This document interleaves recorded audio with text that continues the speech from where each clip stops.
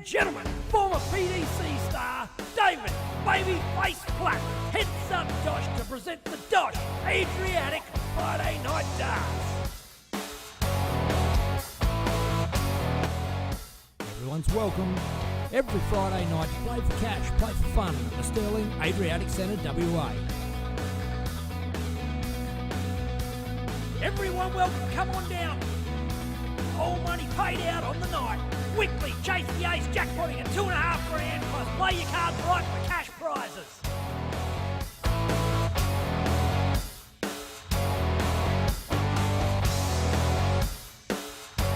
Electronic scoring on Darts Connect and the final stream live on TSL. Each night we're going to host a round robin into knockout. Doors open at 6:30, nominate by 7 o'clock for a 7:30 start.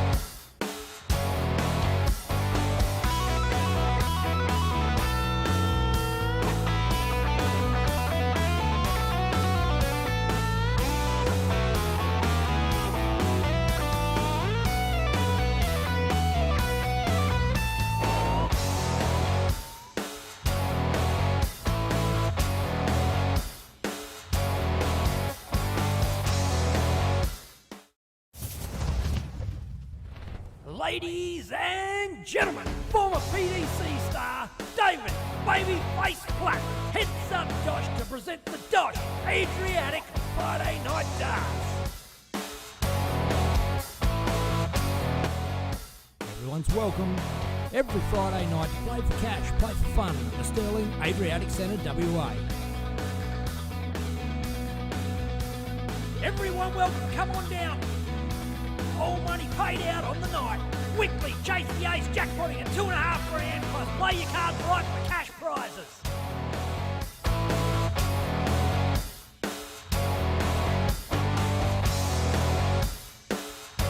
Electronic scoring on Darts Connect and the final stream live on TSL. Each night we're going to host a round robin into knockout. Doors open at 6:30, nominate by 7 o'clock for a 7:30 start.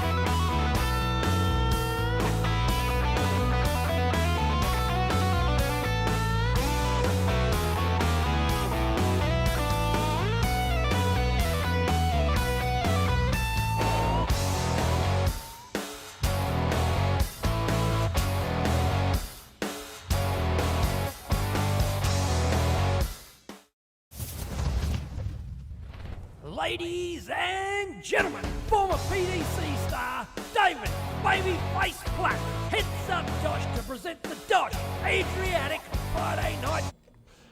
And welcome to Dartstream Live, ladies and gentlemen, and motherfuckers, and Declan Bailey. How are you, mate?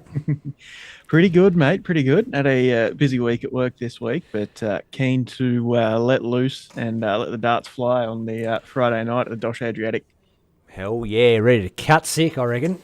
Look, good field of players again at the DOSH Adriatic. 26 players tonight. Actually, I'll bring the list up. Why not? We'll just have a look through, see who's there. Yeah, for sure. Cool. Shane Ash is back. I think it's been a couple of weeks since we've seen his name in the list. He was quite the regular and quite the performer for quite a while there, but I think it's been a few weeks since he's been in, so it's good to see him back. Yeah, he went for a holiday, I think. Yeah. Yeah, righto. A couple of the regulars, Droid, Carmody, Neil Francis. We got Dwayne and Mitchell Gorby. Mitchell Gorby, the young superstar from WA. Nino Galunich, John Gardner, Killian Gibney, a couple of regulars. Corey Grenfell, I think that's a new name.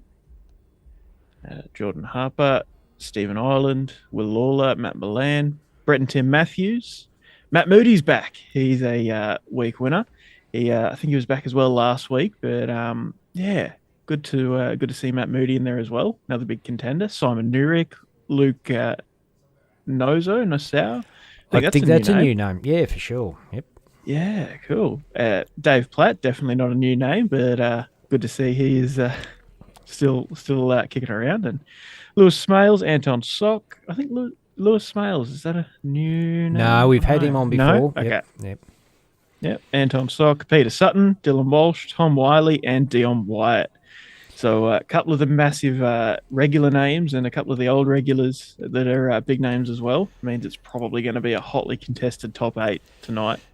And Dion Wyatt's keen to go back-to-back. Very keen. So keen, in fact, I think he was there at 3 o'clock this afternoon. No, it was like about 5:30, something like that. I saw him. I was testing cameras and stuff because we didn't have power this afternoon, and they said may not come on till 8:30. I'm like, that's a bit fucking late for me, but anyway, it came on, so it's all good, and I just wanted to make sure everything was up and running. So I had a look, and who should wander across the Occy but Dion Wyatt, all hot to trot.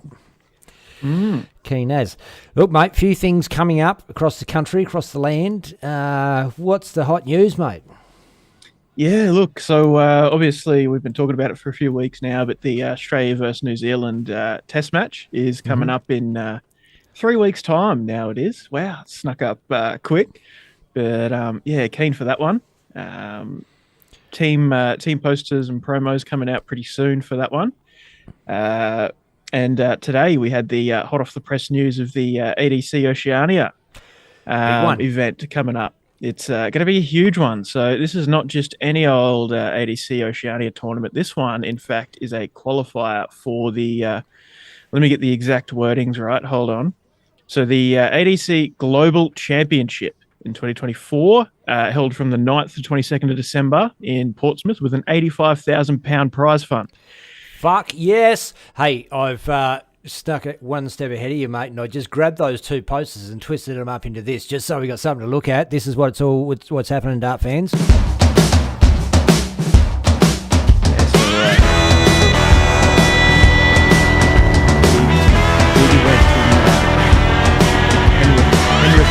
Club, 8th, 9th and 10th of November, and the winner of the weekend will qualify for that Global Championship.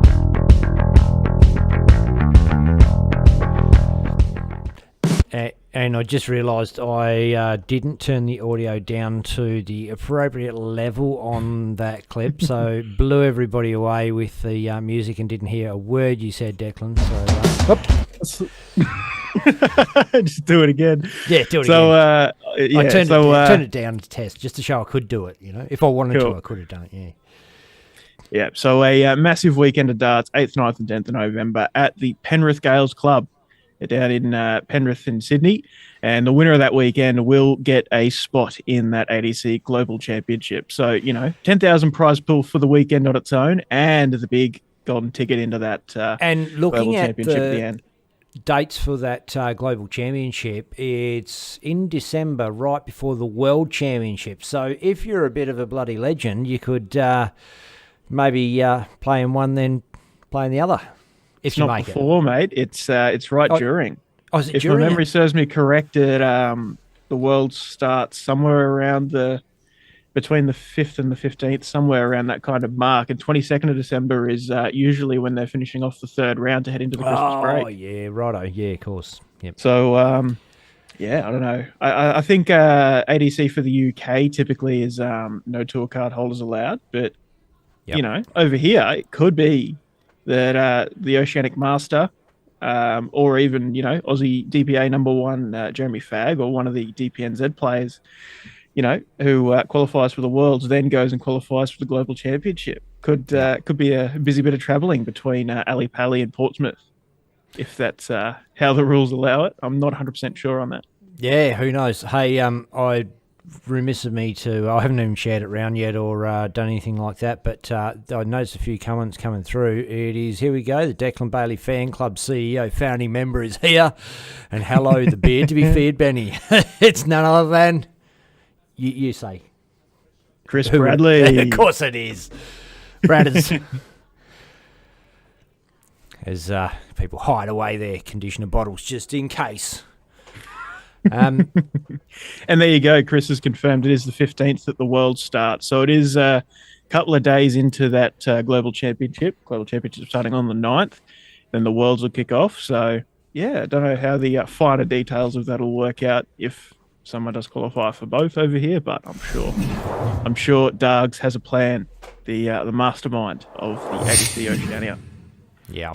But look, don't have too much longer before the games are going to get kicked off. So let's keep running through our bits of news. So tonight at the Sterling Adriatic Centre, Jones Street, Balcatta, and every Friday night we turn up and check out the DOSH Friday night comp. But there's also the Thursday night Super Singles Series coming up, starting in a few weeks' time. So 4 divisions: women's, silver, gold, and platinum, with some average ratings there. Check out the DOSH page or David Platt, his personal Facebook, for all of those average details and all of the other nomination details. But 12 spots in each division, and first come, first served. What do we got? $140 per player for the season, and a $20 Adriatic affiliation fee, run over 12 weeks, and various staggered match formats depending on the division level you're in. And of course, if you're already a member of the Sterling Adriatic, you're playing on regular on Friday nights, your membership is your membership for the Sterling Adriatic. Yeah. You don't pay that twice, of course. Yep. So nomination details, you get the bank details on request, and nominate to Dave Platt. His email is on the poster. What else have we got? So commences Thursday, 26th of September, and through to finals on the 12th of December in 2024. And $650 for the winner, $300 semi-finalists, and $130 each. Is it $130, $150? I haven't got my goggles on, but yeah, $130. Yep.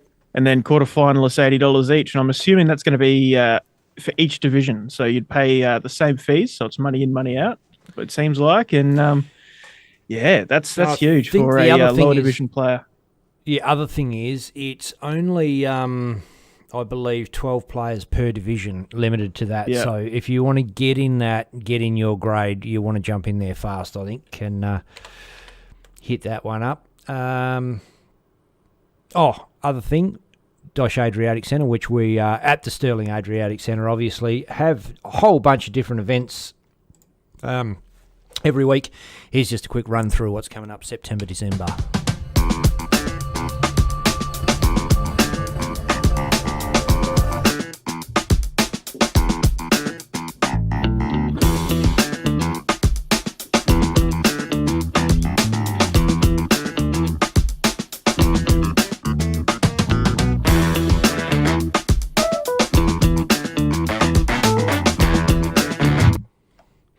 Boom, and we're back to us. What I might do, just have a look and see if the draw is up for the group play. The brackets are up, maybe. They are. Do you want to run through these, mate? What do you reckon? Yeah, absolutely. So Shane Ash, Corey Grenfell, Stephen Ireland, and Tim Matthews make up Group A. Group B, going to be John Gardner, Simon Nurick, Nino Galunik, and Mitchell Gorby. It's going to be a tight one. Group C, Tom Wiley, Dwayne Gorby, Jordan Harper, and Matt Moody. Oh, Tom Wiley, Matt Moody on the same board. That's spicy. Yeah. Group D, Anton Sock, Geroid Carmody, Matt Milan, and Brett Matthews. Another pretty solid board there. Group E, Dion Wyatt, Dave Platt. Wow. Luke Nassau, Dylan Walsh, and Will Lawler. I think Dion might be going, geez, I've picked the dodgy board here. But then again, it could work in his favour. Like, players tend to play better in the knockout phase, and if he can get through over Dave Platt, perhaps, or he can get through with Dave Platt on that board, then better chance. Yeah, I feel like Platty's had a few weeks where he's might have lost a game or two on the round robin and come through and won it or played pretty well. So a good opportunity for Dion to get that early win in the round robins, and maybe it might get into his head for later in the night. I guess. And of course, Dion winner last week, keen to go back to back. So here we go. Group F. And Group F, Peter Sutton, Killian Gibney, Lewis Smales, Cameron Burgess, and Neil Francis. Very solid boards all round. Going to be a pretty interesting night. And I'd say a couple of the boards have, two of the, say, big names or bigger guns grouped together, and a couple of them, still have some solid players, but maybe not those regular winners. So it could be a good opportunity for some of the solid players that haven't been quite as successful throughout the weeks to get a spot in the knockouts and go from there. I have a feeling it looks like we may be streaming. Group D. I'm not 100% sure. I'll just call it up again, make sure that's where we... it looks like that's where we're at, mate. Group D. Cool. So just to recap, Anton Sock, Droid Carmody, Matt Milan, and Brett Matthews. Brett will be wrapped to get his head on Dartstream Live.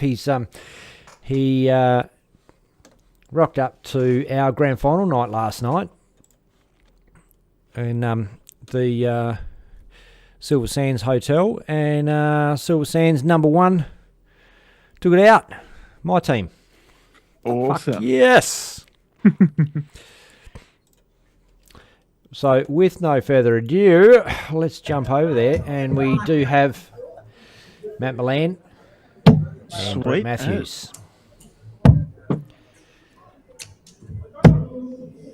28. So still in the first leg of this first two game here. Brett is closer to a double, and that is going to mean his first to a double. 8-1. Might have slipped over another one there. Still leaves him 107. He's still a good 100 plus points ahead of Matt, but Done. now he's catching right back up. Sets himself up on a nice 1-2-1. So 107 for Brett Matthews.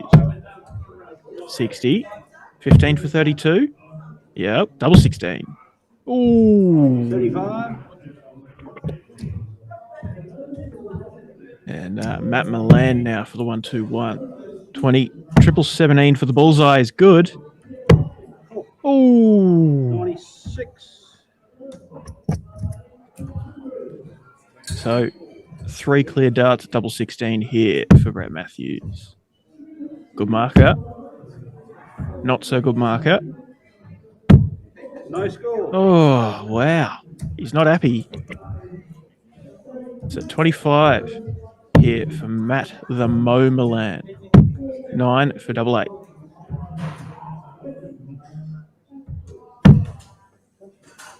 Uh, 17. Double 16 again, Brett Matthews.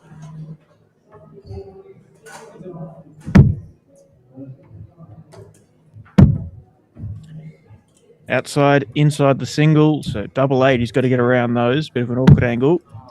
Oh, he's gone a bit over. It's double 4 now, Matt Milan. Good mark up. Double 2. Oh, left the madhouse. Double 4. In 1. Yeah, there it is. 7 darts later.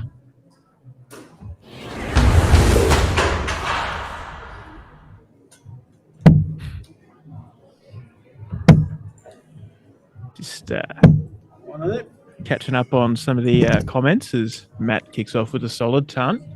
G'day to Sean Kohler, Steel Flight. Chris Bradley has the OnlyFans coming along.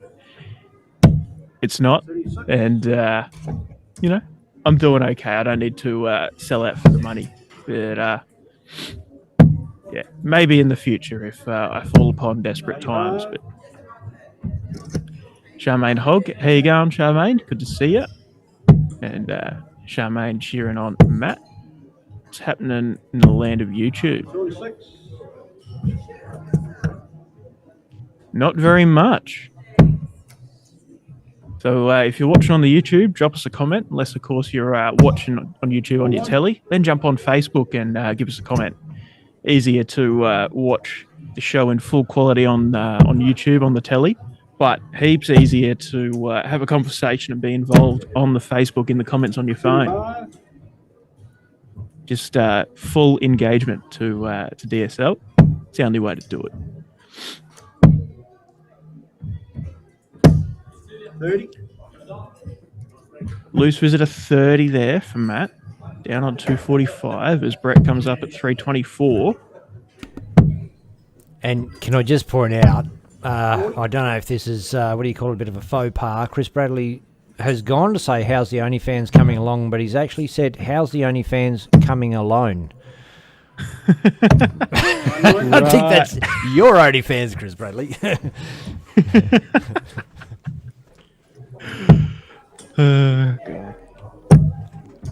Oh, and Brett's in. Oh, kicks off into the 555, but still catches him right back up. 149, plays 146 now. 60, 54 for 32. Not going to go. Oh, and a bounce out. Watch that one barrel out. And for the more astute of you, may have noticed that we're actually streaming off a different board tonight. Get a bit more of an angle on it, and it looks like the darts are coming from the player rather than from left field. I think it's working. I'm happier with it. Yeah, definitely.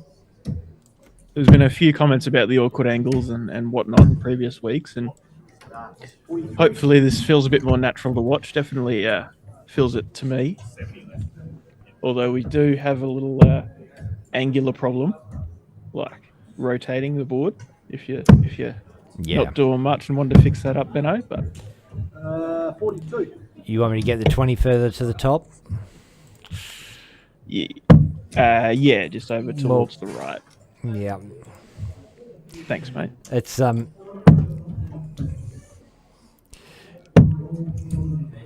left, 21 scored. 25 doesn't go for Matt Milan. 48 now for Brett Matthews. 16 for double 16. Just outside. Oh, and bounce out of his own. Matt Milan for double 2.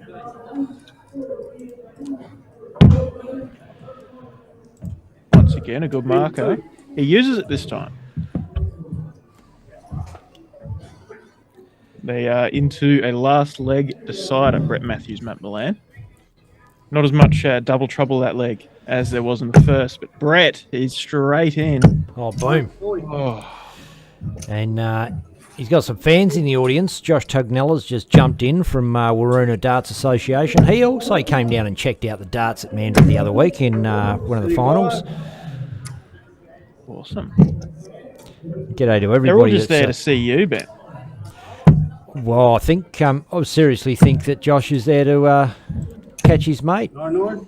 Plays darts with him.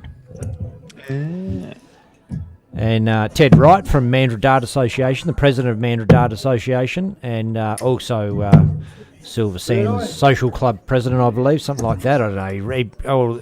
He organises everything anyway. And his team, congratulations on runner-up in the grand final last night. Suck a dick. Almost a fortunate accident for Brett Matthews there. If he had hit that treble 20 on the last dart, he would have left to finish despite skewing off into the 555. Doesn't happen though, but he is blitzing down. He's on 207 after 9 darts. Pretty good scoring power with Matt Milan back on 326. Picks up a treble there and sets up 110.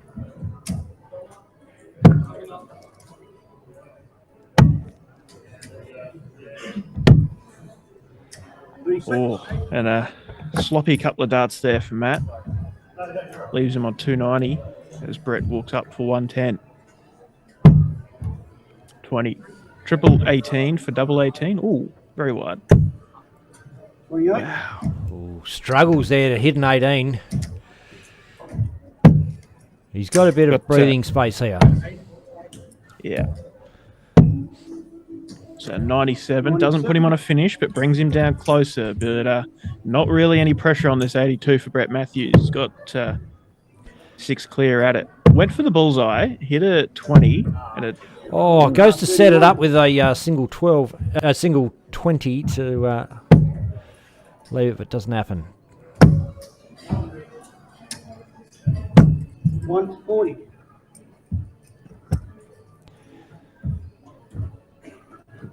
It's starting to get do or die. 11 for tops. In 2. Tops There will you do.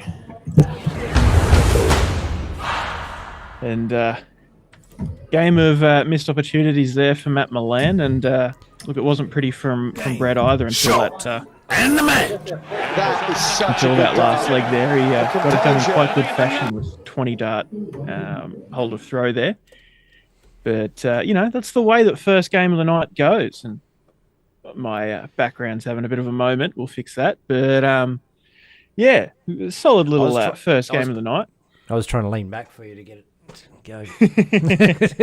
It's doing all right now. The black magic has worked.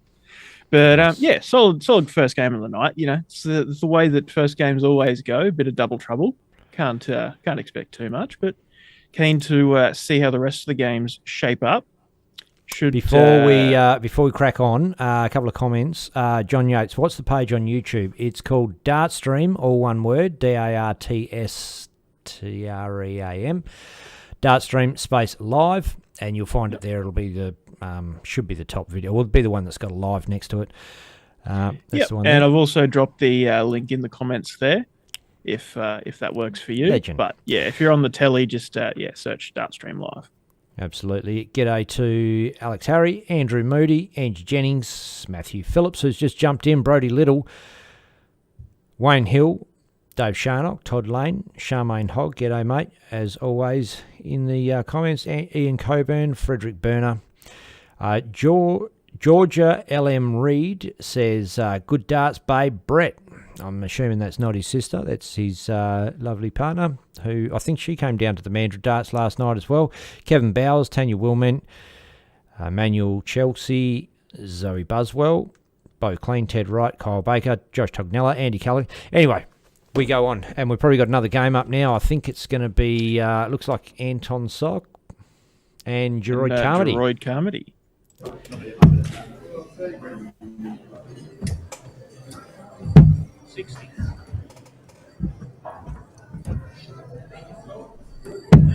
Obviously, still in the pretty early stages of the night so far. Got all the boards have the one game finished, except for one last straggler. But plenty of games to come, although they are all going to be the short first to 2 legs format throughout the round robin and in the early stages of the knockout. One of the many, many Irishmen in the Sterling Adriatic tonight, Geroid Carmody. And Herman Fink, otherwise known as Harry, jumps in the comments and said, I should come and play on a Friday. Looks fun. Can anyone play? Abso-fucking-lutely anyone can play. Get on down there. It's Jones Street, Belcatta, or Jones Street, Sterling, 78 Jones Street. And get on down. It's $20 in. It's a round robin into a knockout. So we are, at the moment, we're just streaming one round robin board. And the conclusion of this, we might look around and grab a few other games that are still going. And then into the knockout round where it gets serious. And it is prize money up for grabs.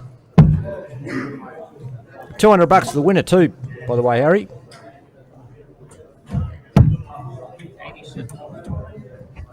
Yeah, and you get...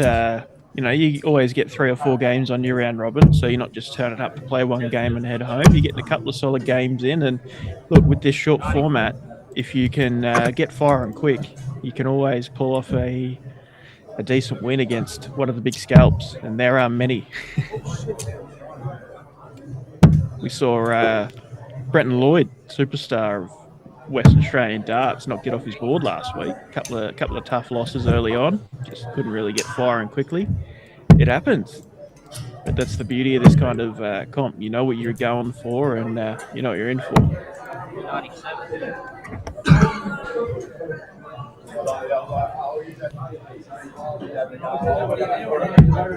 Socky up for 146. Not going to go. Kicks off into the 111. But wants to put a dent in it. Sets himself on the 104. 54 now for Droid. Feel like you've taken a breath like 6 times to try and say something, Ben, so I'll let you go. Oh, sorry, mate. Can you hear that? That's me going. Yeah. Big Dwayne Juranovic from Rockingham Darts Association's jumped in, and Daniel Poole says it's against the rules to wear sunglasses or a hat.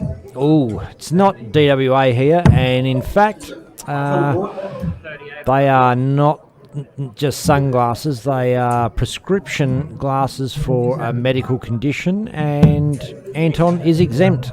So that's that.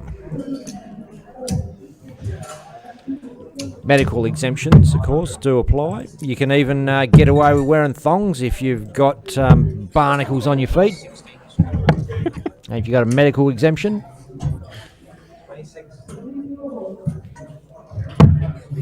So 10 for double 18, Anton Sock.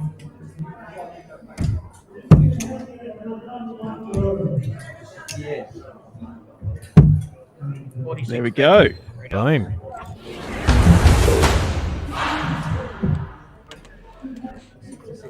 I just got to do a beer run, mate. I'll be back in a second. Too easy. Oh, hey, I stucked up. I put 2 beers on the desk before we got started, but no doubt it won't last too long, and I'll have to go for a beer run myself, but I'm good for now. Droid kicks off with a ton, as he needs to. You know, didn't play badly at all, just couldn't get over the finish line, and Anton, you know, chipped his way down and ended up picking up the double quicker. Droid, with the darts here, wants to get down to the double much faster and get it done. Brad Thorpe, I believe Anton is legally blind, but wow, is he a fantastic dart player. He absolutely is. I've seen him put on some pretty good performances, and shots like that 140 just then is exactly what, you know. I think he's made the knockout stages of the DOSH Adriatic Friday nights more times than not. He's been around the country, and he has also been over to the UK playing in the World Disability Darts League, and did quite well. Just the infrastructure there is not exactly the PDC, so not very sustainable for a person like Anton to move over there and make a career out of it with the Disability League. But you know, he gave it a good crack, and I know he enjoyed the time and would love to go back again. And hopefully we can get him over there for another comp sometime soon. But yeah, he did us proud. He's done well. And g'day to Billy Lewis, who jumps in, says, been a while, but great to see you guys. Cheers, awesome to see you too, Billy. Harry says, what's the format? Legs. So in the round robin stage, first to 2 legs each game, and then in the knockout phase, it starts off first to 2 legs, goes to first to 3 legs, first to 4 in the final. Is that right, Declan? Yeah, exactly. Yeah, so it stays relatively short, but you don't want to be playing too much longer, or you'll be here till 12 o'clock Saturday lunchtime. And you will see the players. There's a lot of regulars down there now, and they the games just are rapid pace. We're just going to be watching one board, and believe me, it's going to be game after game after game with not much break in between. And Geroid takes that one to level up at 1 piece. Yeah, nice 17 dart holder throw with 3 ton plus shots in that leg. It's exactly what he needed to sway the momentum back his way, and leading into this, he needs a breaker throw to win the match.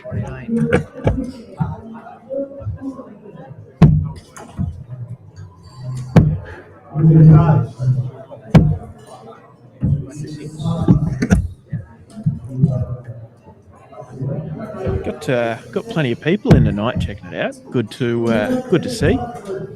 Welcome to I know there's a few people, a few returning long-time viewers, and it seems like a few new ones as well.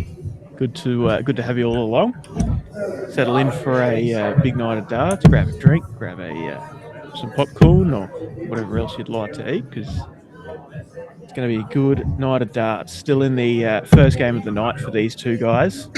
So, still warming up into it, but, Droid banging in that 17 dart leg just before means he is ready for business and turning up as he needs to with the short format here on the first of 2 legs round robin. Plenty of regular faces there as we pan back to have missed a ton of peace from these guys. But good to see a great turnout there at the Adriatic Centre in Stirling.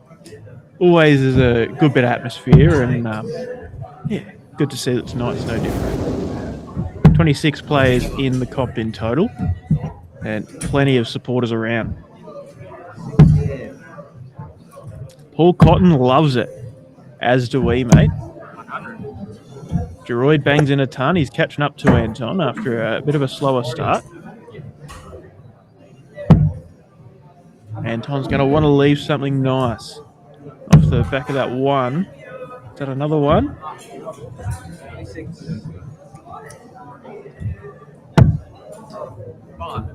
Wow. One of those ones you just got to laugh it off and come back and hit something bigger next shot. As Droid leaves the big fish.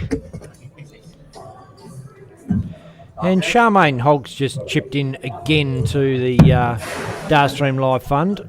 Bloody legend, Charmaine. It's not necessary that you do it every week. You're going to get shouted out anyway, because you are a great supporter of the stream. Just good to have you along. But we do appreciate it. And also Peter Sutton as well. Again. Bloody hell. Again. Pistol Pete. Good on you guys, regular supporters. If you want to be a Dartstream Live motherfucking legend like those guys, after Anton has his Anton has his sock. I'll show you how to do it. There's a link down the bottom of the page anyway. And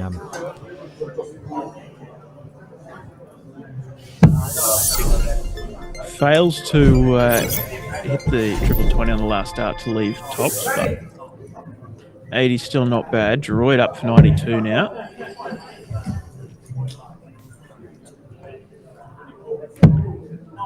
We're going to take it, but sets up double 16. Should Anton fail to take out his 80. Takes his time, lines it up.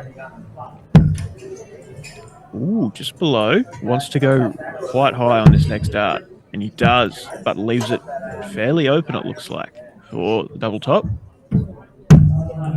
Bang! There you go.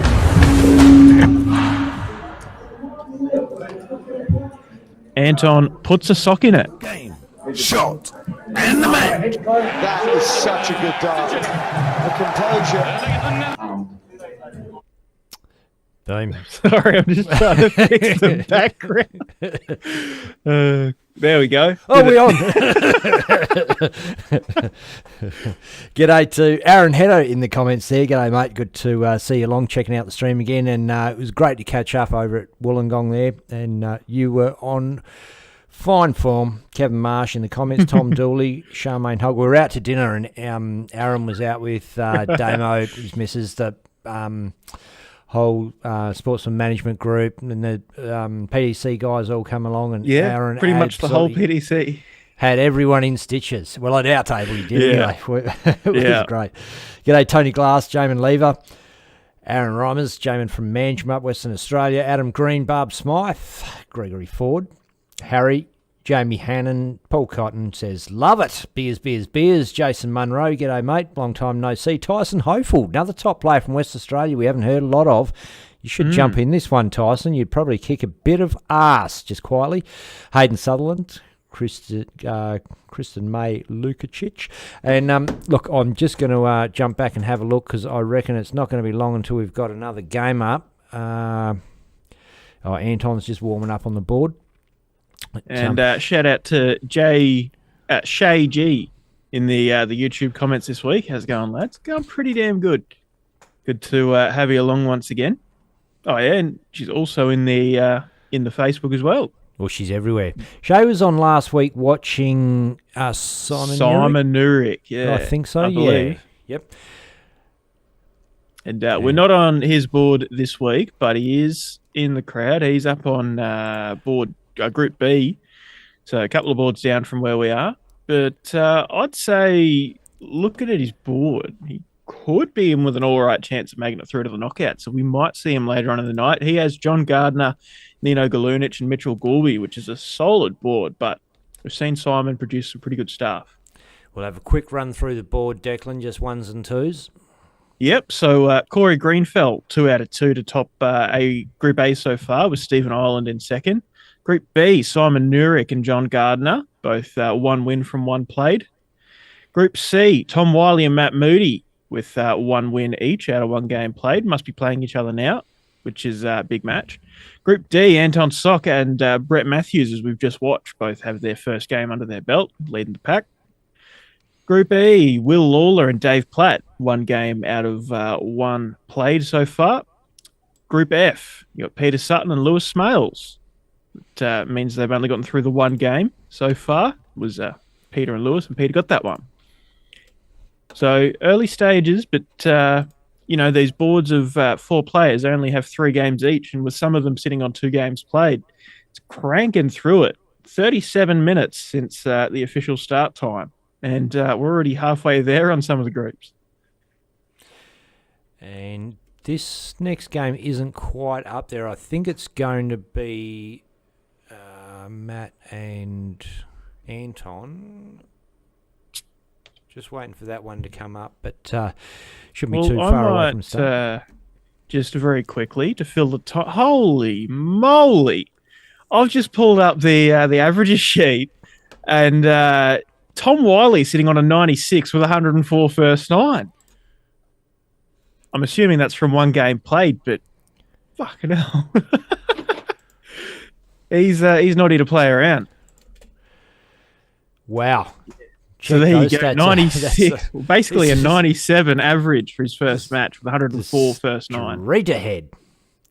And Corey Greenfeld sitting in second spot with an 81 and 100 first 9. Bit of a drop-off in the first 9 averages from there, but, the 3 dart averages are still, there's a solid number of 70-pluses there. Stephen Ireland, Jaroid Carmody, and a bunch of other names there.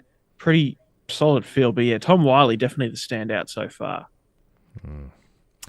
Yeah, interesting when you see players, like Stephen Ireland, 78 3-dart average, 76 first 9. So he's pegging higher than 76 average. And you see that every now and again. Well, look, Jordan Harper, likewise, done the same thing. But yeah, exactly. And in this, if they've got 1 game under their belt and it's, the first of 2 legs, maybe they've had a couple of scrappy visits and taken out a big finish in the first leg, and that's all that really takes to get that stat that way. And look, you can sometimes see it on the longer format games. It's not as common, but here we go. Anton starting scrappy with a 26, but now is firing. Big 140. As the Matt Milan. I don't know if that's what anyone calls him. It's just what I've taken to call him. Got quite the Mo.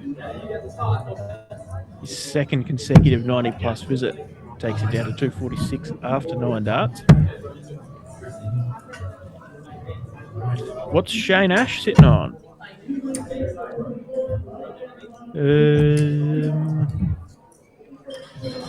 So he has lost both of his first 2 games and sitting on a 70 average. Not quite what we'd expect to see from Shane, but tough board for him. And a couple of weeks away, maybe he's going to take a bit to warm back up into that strong form we've seen from him for so long. Great to see all your comments. Great to see all you guys watching out there. G'day, Bob Hobbs, my old mate from Mandurah Dart Association.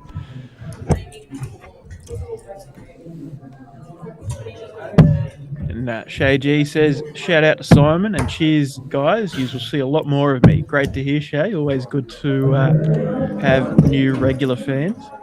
A lot more. Are we predicting a streaker, Declan? Is that what's going to go on here? How do you do a streaker in the comments? I don't know how that works. I don't... Can you comment with a picture? I don't know. I don't think it'll stick around for very long. Facebook's pretty anal with their filters and whatnot. 14 for tops. Boom. Oh! Maddie takes the first leg.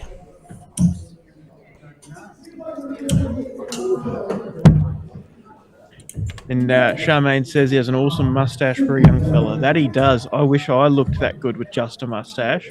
I've tried that look and I look like a, I don't know, fat 14-year-old.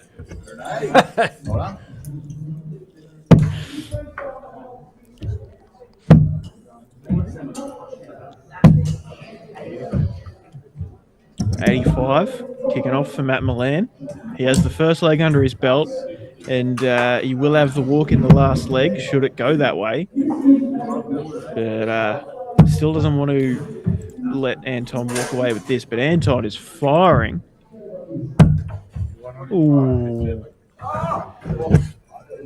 Couldn't have got much closer to the wire there if he tried, thanks to the close-up from Ben there.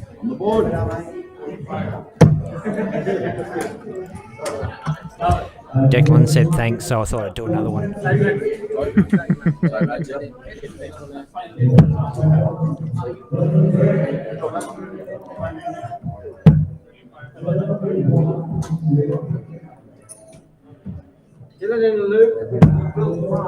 Ooh.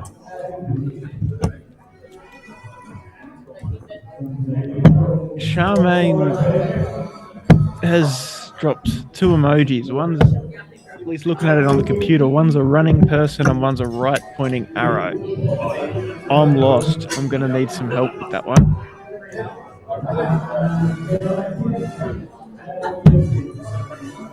And Tony Glass. G'day, Glassy. Good to see you, mate. Says it looks a little like Dennis Priestley. I can see that. Dennis the Menace. Matt the Mo.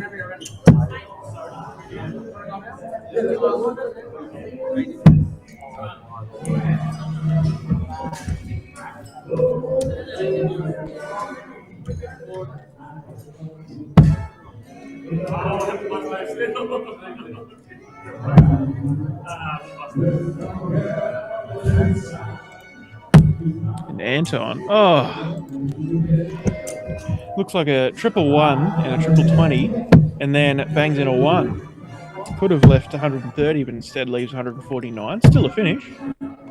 But Matt Milan chipping away. Doesn't leave a finish off the back of the previous 7. And g'day to Steve Gummo, Tony Glass, Caden Dunstan, Mark Eyre, Julie Lewis, Bobby Tompkinson, all checking us out on Dartstream Live. Welcome to the shit show. It's not a shit show, is it, Declan? It's pretty good. It is pretty damn good. We've had some shit shows, and this is far from one of them. Charmaine says, fuck knows what the arrow is for. If you don't know, I've got no chance in hell. 109 for Anton, so 19 on the board. He wants triple 18 for double. It's 4, not going to happen. Still could use a triple 18 though to set up 32. Doesn't happen either. 110 for Matt Milan.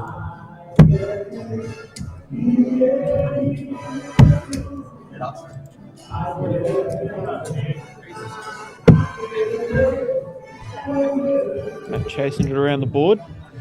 Leaves himself 68 as well.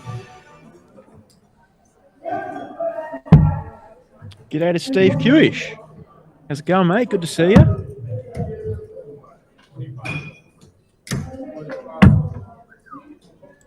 Two 16s leaves double 18, and he hit a 20. Yeah, he 20 for 48. Oh, and, sorry, hit then the 20 dropped down, first start. sorry. Yep. I'm with ya.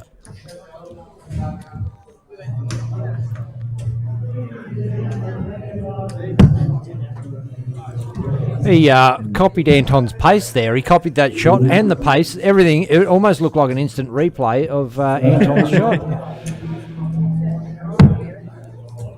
Anton for double 8. Good marker.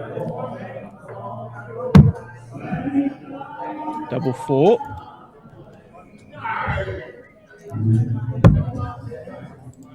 There you go. One leg apiece. She's all tied up. Matt has the darts here. All the legs so far going with the throw. All 2 of them. But kicking off with a ton, Matt Milan. Looking all right. And Charmaine Hogg says, try to find a naked person emoji running. Perhaps the arrow represents the clothes being left behind. I don't know. Phone's trying to help you out there.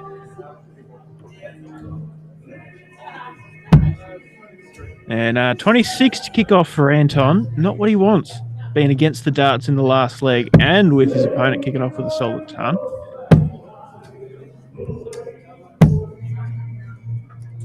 But Matt felt a little bad and only hit a 45.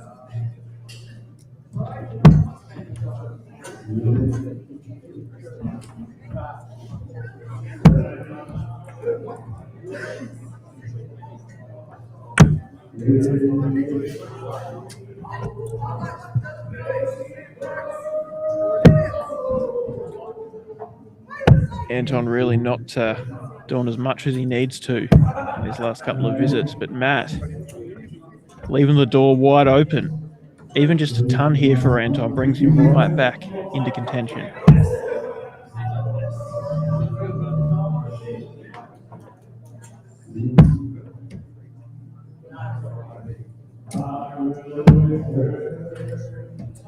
$85's not bad.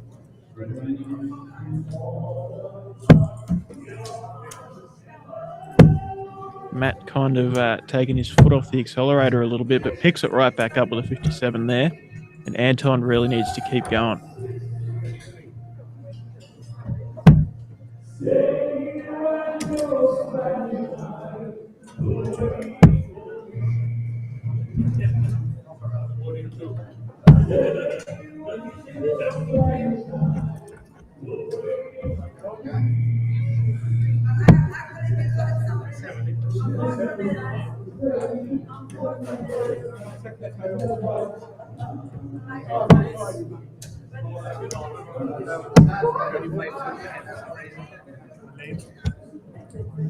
So Matt sets up the big fish.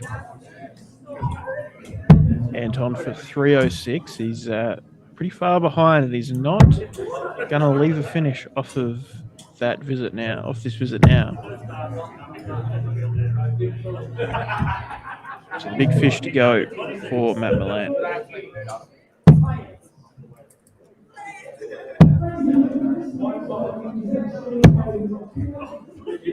Only a 45, but with Anton sitting back on 210, he's got time.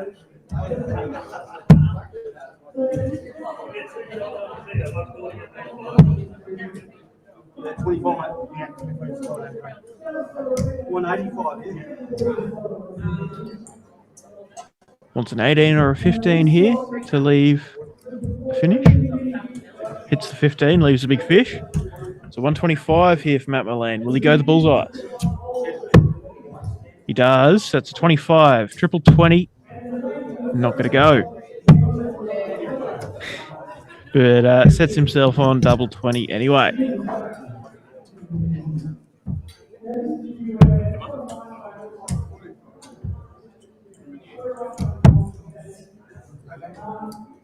Anton wants a triple here. Doesn't get one. You have to feel there's not really any pressure on this 40 for Matt.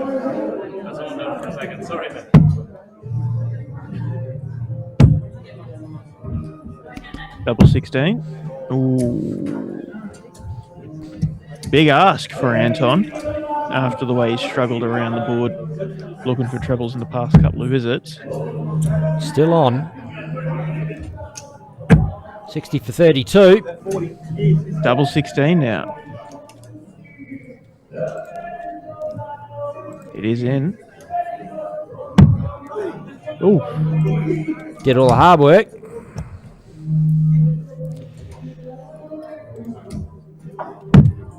Boom. Go. Game, shot, and the match. That is such a good dart. The composure.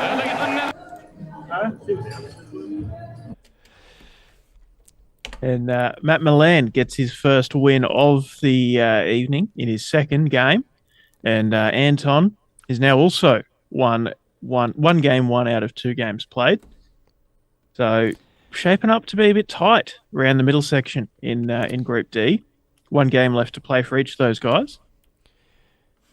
Did you want me to bring them up? Or just Billy Aiken just jumped in and with a comment said, Anton doing the full Stevie Wonder reminds me of one of my favourite jokes. Ray Charles receives a cheese grater for Christmas, reckons it was the most bloodthirsty book he's ever read.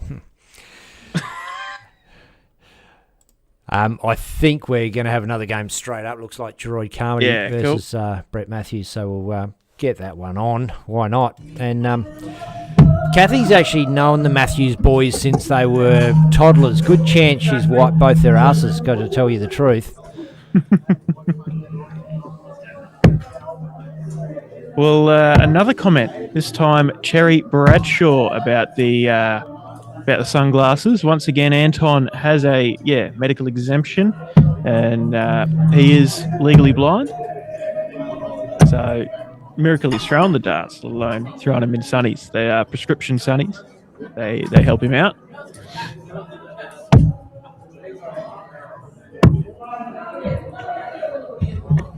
And g'day to Chris Crabb. Good to see you, Crabby.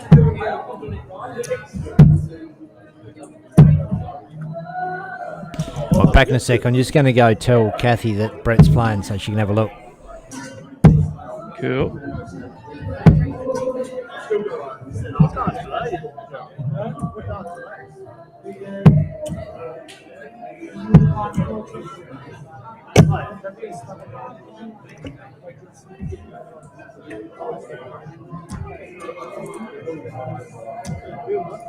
Don't think they've...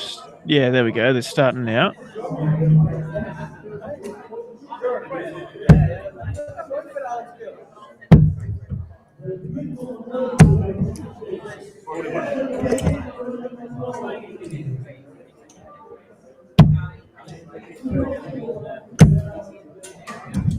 So Brett did win his first game of the night against Matt Milan, and Geroid did lose his first of the night against Anton Sock. So, you know, if Geroid gets over Brett, then it'll be each of them on 1 win out of 2 games played, and make it very interesting heading into the last round of games. Of course, 4 players on this board, first to 2 legs each game, and 2 players going through to the knockout stages out of the 4. I think that's Dion Wyatt having a bit of a dance in the background there. Last week's champion. Might be wrong.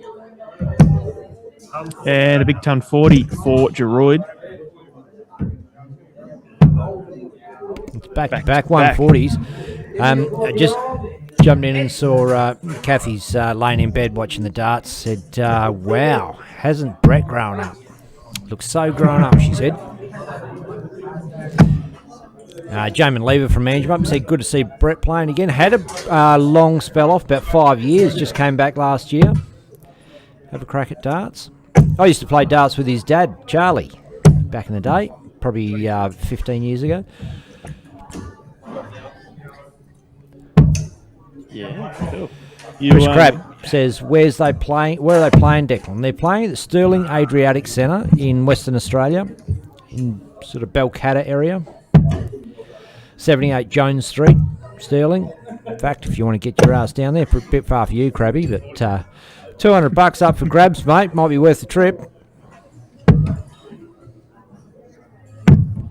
Well, worth the trip if you're ever in the area. Yeah, slight touch of sarcasm in that one. Although getting on DSL is priceless. So. Boom! Oh, 180. Big 180.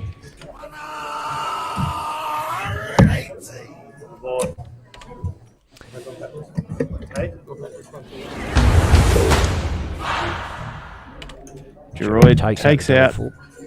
Yep, for a 19 dart hold of throw, despite the massive pressure from the 180 from Brett. And Brett kicks off only with a 45. He would have wanted to have a bit of momentum continue on. As Geroid bangs in a ton 23. Tell you what, Yeah. I think Brett had single-handedly brought a few fans to the stream. I think he might have got out there and shared it around because there's a few fans out there. Damien Muir in the comments says, haven't seen Brett play for ages. Used to play with him and his brother and dad. Charlie, the old man.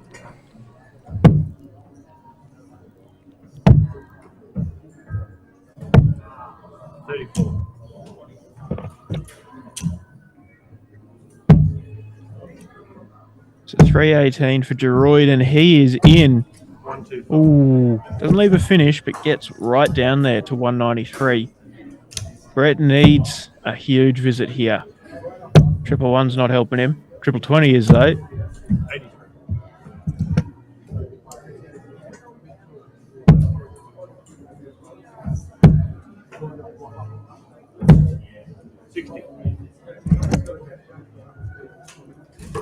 Blake Nan asks, can anyone come down and play Friday nights? Absolutely. You can play anyone you want. You don't have to play more than one. Just any single Friday night, you're free.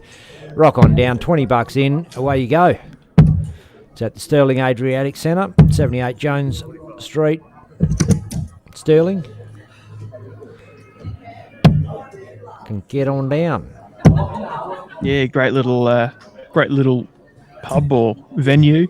Reasonable bar prices and great atmosphere. They even usually put the DSL stream up on the telly in the crowd area. Some of the players like to watch their reactions with a slight delay after they do something interesting whilst they're playing. Here we go. 172. Big 140 and sets up double 16. But Geroid has a crack at it first. Just inside. It's a double 8. Not a bad marker. Oh, big opportunity here for Brett Matthews.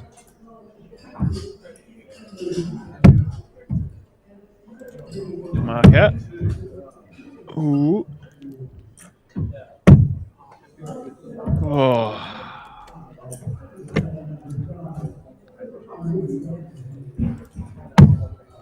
Boom. There you go. Geroid Carpentry with a 2-0 win over Brett Matthews, and that means that Group D is shaping up very interestingly. And the match. That is such a good dart. Composure. Brett straight back up there, throwing at the double 16s after he'd missed his shot, but I don't think that means he's keen to play straight away. I think he's going to want to take a sec. That's even if he is up next. But might as well have a quick squiz at the group standings because Group D is pretty interesting looking. If the result wants to go through. There you go.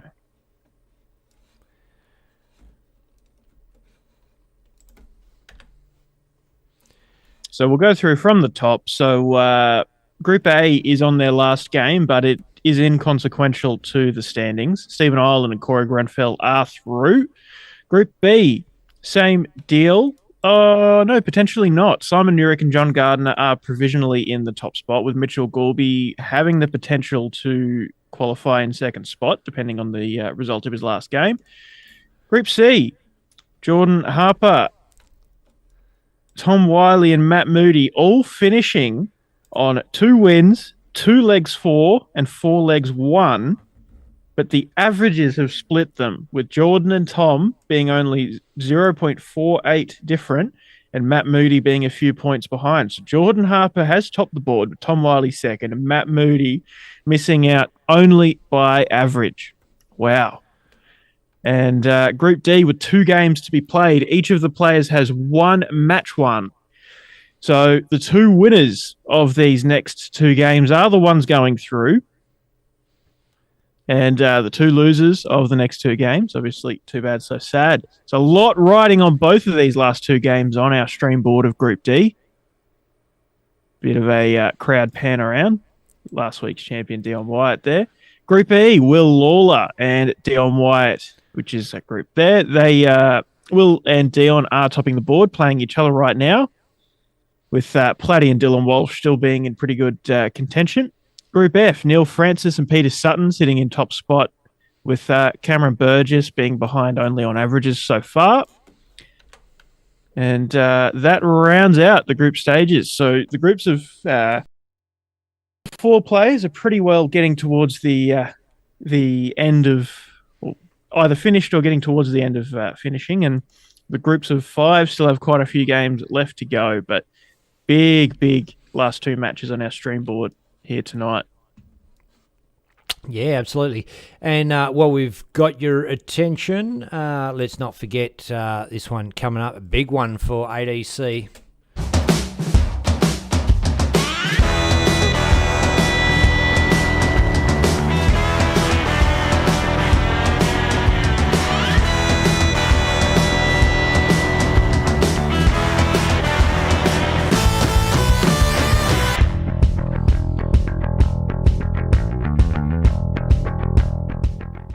So, Declan, is it the winner of just that one weekend that goes through for the to play in that championship? It is. Yeah, so the winner of that one weekend, and I would imagine it's based on total money accumulated throughout the 3 events. Yeah, it was announced today, so I'm not 100% clear on that. That's just my assumption based on past performance. But yeah, so the winner of that entire weekend gets the spot, I believe.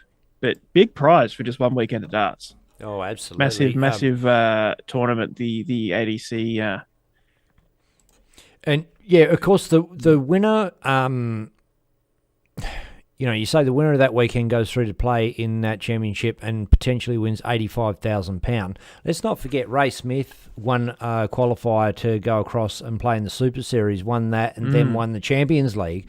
So we've definitely got the caliber of players here in Australia to do that. Yeah, absolutely. Wrong board. Yeah, wouldn't it be good to see a DOSH Friday night player go over to Penrith and get a spot on the big stage? How good? Fuck yeah! Why not? Like, it's not like it's out of the realms of possibility. Like, they've got players that are throwing at that kind of standard that have a chance.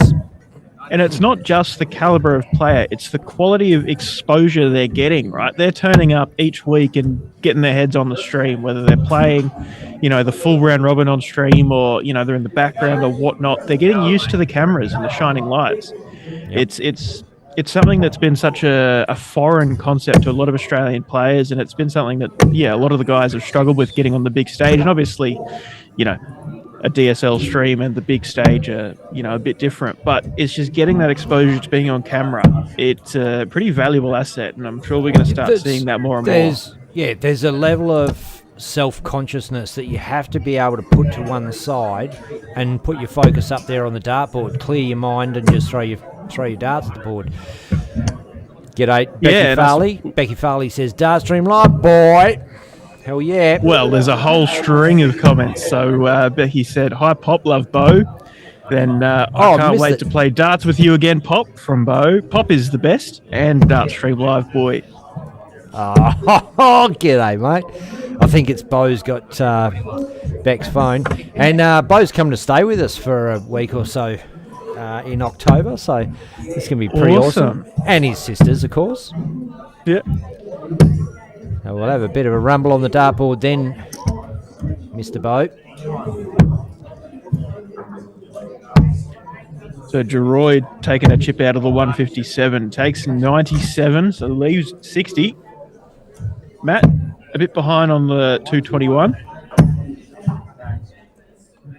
Leaves a bit to do. Oh, interesting move. I don't know why you would go for the 25 on that dart, because you'd now failed to leave it finish as opposed to an easy 17 as Geroid goes to double 20. Ooh.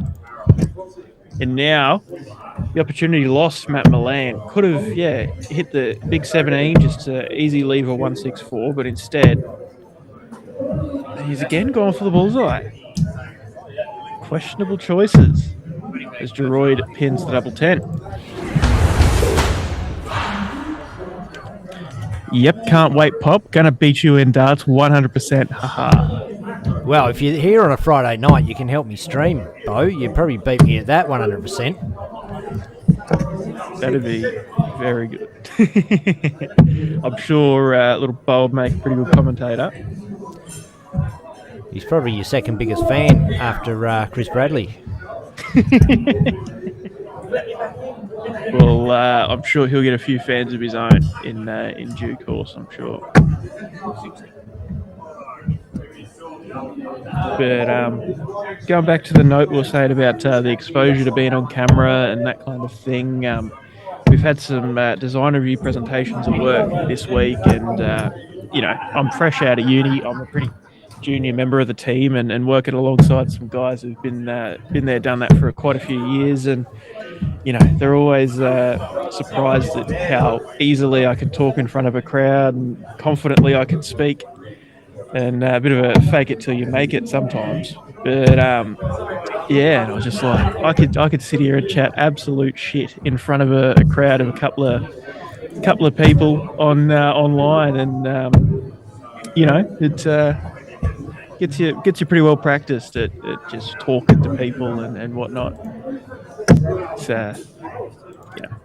It's the same deal for us. I've got a lot better at speaking just through sitting here and talking shit on DSL. It's a bit easier after 8 beers. Oh, it is indeed. If I turned up and tried to present, engineering designs after 8 beers, I'd probably not be doing it for much longer. JK said the prize pool's £85,000, not the winner. So I stand corrected. Yeah. I do gloss over a few facts here and there. Not intentionally, just... for 32. 135 now, Milan.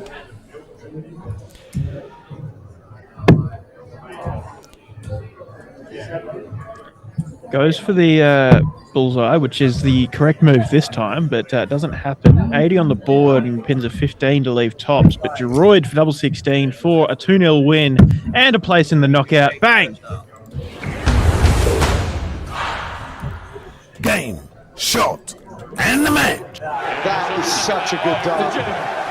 A great win for Geroid after a poor start to the evening. He's gotten the 2 wins in a row and gotten his spot in the knockouts. So that is 1 locked in, with the second position on Group D to be confirmed in due course. But one of the OG Dartstream Live legends, Baz Vegas Murphy's jumped in the comments. Long time, team. Hope you're all well. We're bloody fantastic, mate. Good to see you. G'day, mate. He was, he's one of the Dartstream Live originals, Baz Vegas Murphy. And, what was the name of Made by Us, is it? He made some darting-inspired furniture, tables, some pretty cool stuff. Yeah, it was pretty cool. Yeah. Some of the big stars have got his stuff. I'm pretty sure Simon's got one of his tables in his dart room. And Jack Bumworth in the comments. Hey, what's up, Benny? Jack also won the grand final last night for Division 2. Awesome. And looks like we've got Anton Sock and Brett Matthews coming up. Oh, it's game on. Here we go, straight into it. As I was explaining to you before, Dart fans, about the rapid pace of the night.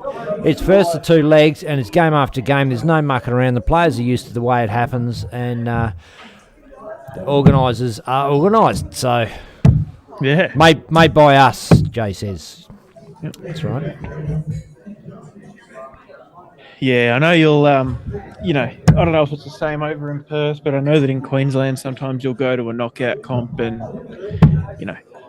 just by the number of players on each board, sometimes you'll have 3 games between you having a game, and then, people will go out and have a smoke or 5, and, you'd be waiting 10 minutes for them to come back after their game's ready to go, and it just drags on, and, it's something that's a difficult problem to fix, but having plenty of boards is certainly one solution, and that's exactly what Sterling Adriatic Centre and DOSH have done.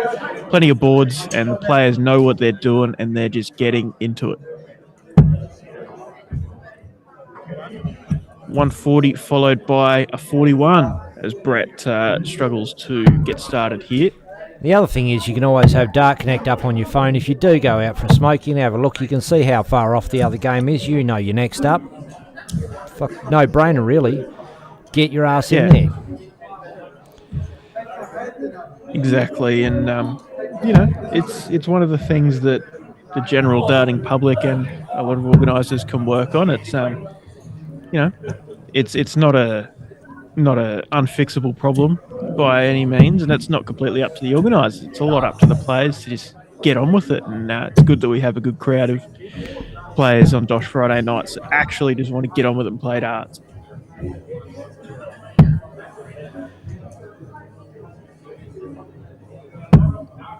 And there's a team of DOSH. That's the other thing. I think that's what they've sort of like tried to foster, that culture. So there's not just one person responsible for making the comp run well. There's you got Anton Sock and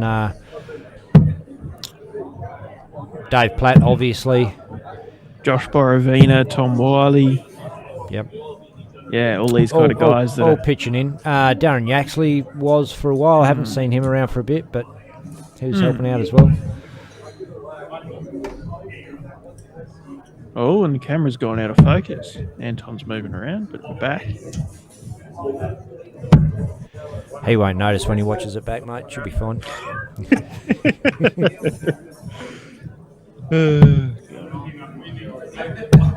Suppose I'm no stranger to the camera being unfocused. Only made it happen with the world champion and world number one. But hey, double 18 now.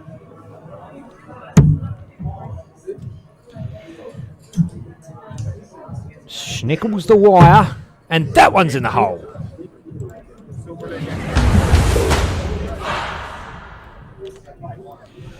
First blood, And Anton Sock. charging blindly forward. Not in a reckless way, just because he is blind. Jamin, lever. We need something like this down south. If it wasn't so, I'd be right into this.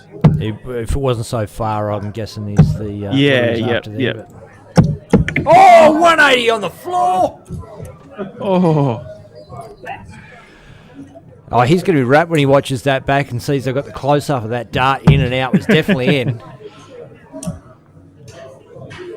Yeah, right. In Kalgoorlie, Jamin. Yeah, there you go. It was the Kalgoorlie. I forget what it was even called back a couple of years ago. Now, Glassy and those boys had a few regular comps out of Kalgoorlie, but that it was great while it lasted. Fizzled out. You know, as a lot of things do. Be good to get something going there as well. Again. I'm almost 100% sure Jamin Lever's in Manjimup, not Kalgoorlie. Maybe he's moved. Let us know in the comments, Jamin. I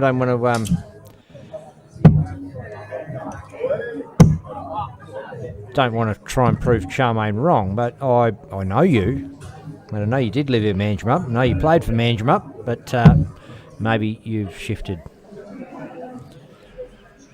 JK says, Declan, when presenting your speech, do you say, every third word? I do, but I'm an engineer and engineers are awkward, so I get away with it. Surprisingly, I am like one of the most sociable and coherent engineers that I've ever met. No, but there's some pretty awkward ones, I'll tell you that much. Oh, Yaxley's in Kalgoorlie. Okay, got you. Right, okay. Yep. Yaman is the Pres of Manjimup.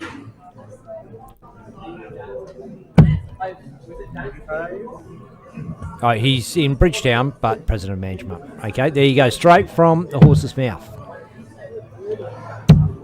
So Brett up for 254 and only hits a 26, so not going to leave a finish. Socky up for the little fish.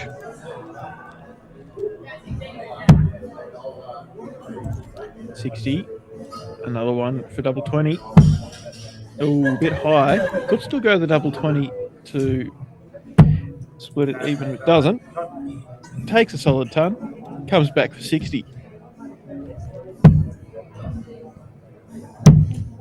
Oh, and Brett. Frustration coming out as he throws another 26. Wow. Unfortunate timing. Double 20 now, Socky, and he gets it, and that is a win and a place in the knockout.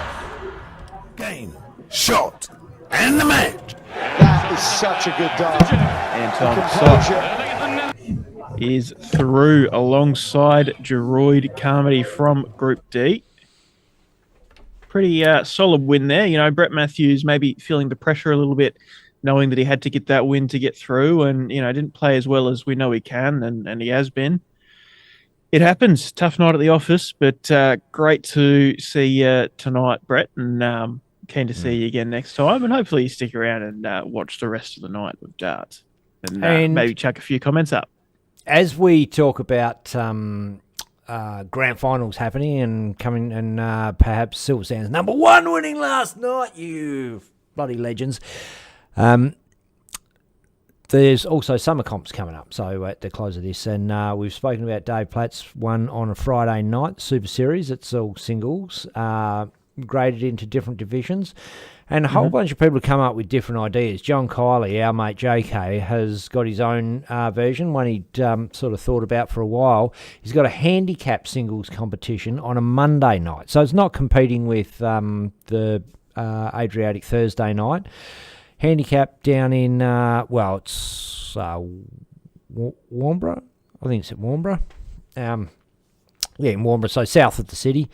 And great Monday night. Still got some spots left. What he said, 8 spots left in my summer comp, Ben. Don't miss out. I know he wants me to play. I just find it hard to commit to a night in summer because it's busy, man. There's barbecues and beers and beaches and grandkids and all sorts of stuff going on. So sort of love to. Been tempted, but I know what it's like in summer. Every time I do it, I regret it and wish I didn't. I let people down. So no, but maybe. Never know. I could still do it. Yeah, it's an interesting concept. I remember reading about JK's league, and it's handicaps. So the handicap is 10. I believe it's 10 points in your 501 like starting score per difference in Dart Connect 3-dart average, which is interesting. So Correct. A 50 average player will get a leg of 301 against a 70 average player playing 501, I believe is how that Correct. breakdown works. And that's when we do. So in our comps at the moment, we have handicap singles nights, and that's the exact formula they use, and it works pretty well. Okay. You have to play pretty well to beat the lower ranked players, but likewise, you know that they're going to perhaps struggle on finishing more than what you're going to. So you might find yourself 200 behind at the end, but have a few shots to come back. Simon Urick handicap.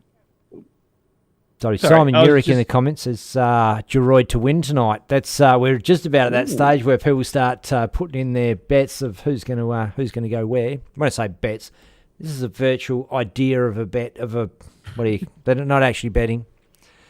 Yeah, the real bets stopped quite a while ago when we both lost. Exactly. I was just going to say that handicapped singles nights aren't really something I've ever come across sort of just in local steel tip darts in Queensland. It was something that was part of the soft tip darts back in the day, handicaps and all sorts of those kind of things. But yeah, it was always interesting playing handicaps. You know, I was in that kind of mid-range of play that sometimes I'd have someone getting advantage against me, and sometimes playing someone like Dad, I'd have the advantage, and I'd actually he hated it because I always play better against him, and I was playing at a pretty high standard, but I had the handicap as well, and So he always used to hate it. Yeah, JK's just cleared it up. So it does give you a bit more time in that the lowest one starts at 501 and the higher average goes up from there, so that you don't you've got a bit of chance to catch up. Otherwise, if the lower average is starting on 201, for example, it can be hard to make up that difference. Yeah, You've got sure. need a bit of time to make up the gap. Charmaine Hogg says Tom Wiley to win. Hey, let's have a quick look through these boards, mate. And we'll see. Yeah, so Group A, you've got Stephen Ireland and Corey Grenfell. I've got Grenfell, I believe. Yeah. Group B, Mitchell Gorby. I remember last time we checked in, he was sitting in third, but with one game in hand, and he has got that and topped his board alongside Simon Nurick. And Simon, you're in the knockouts and you're back in Geroid, not yourself, mate. What are you doing? Hope he doesn't play him, and then what's he going to have to do? Lose to him to prove himself right? Yeah. Group C, Jordan Harper, Tom Wiley. Of course, we spoke about before the fact that Matt Moody has only gone out from only difference between him and top spot is some 5 points in the average. But it is Jordan and Tom going through. We've now confirmed that Group D, Geroid and Anton are the ones going through there. Hey, just going back to Group C there, lowest average, 67.3 in that group. Tough group. Yeah, absolutely. So Geroid and Anton going through in the stream board group of Group D. Group E is our first of two groups of five, so still some games in hand, but currently Dion and Platty in the first two spots. You know, you kind of would have called that at the start of the night. Interesting to see how it all pans out for the remainder, though, with Luke Nassau with no games in hand. It looks like Dion's through from that. That'd be correct, wouldn't it? 2 games to play. No, so one game to play. By rights, Will and Dylan still have 1 game. 2 games each to play. So it could technically, if Will wins both 2-0, he can jump Dion. And Dylan Walsh, technically Dion's not guaranteed through yet. Right up. Group F, Peter Sutton and Cameron Burgess leading the pack so far, but each of the players on that board still has 2 games to be played. So still a bit early to call, but with 2 wins apiece for Cameron and Peter being the top 2, looking like they're probably going to go through on the form. The averages are quite close on that board, though. Neil Francis is doing all right. We might actually just have a quick look at the leaderboard before we jump over and try and find another game to have a look at. Yep. Simon Nurick says, I don't think I'm in. So Simon, sorry, we'll just revisit that. Can confirm. So Mitchell's got 2 wins. No backup one. Group B. Yep. So Mitchell has 2 wins out of 3 games played with 5 legs won. And Simon, both yourself and John have 4 legs won with 2 games won and an even leg difference.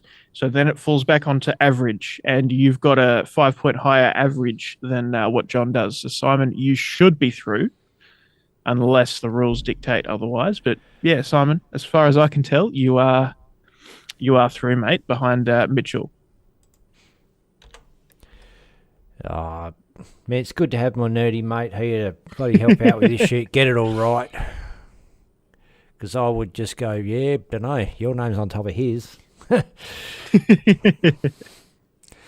Right. It's a pretty reliable indicator, though. Dark Connect is usually the go-to, so the name's on top. I just give the long answer.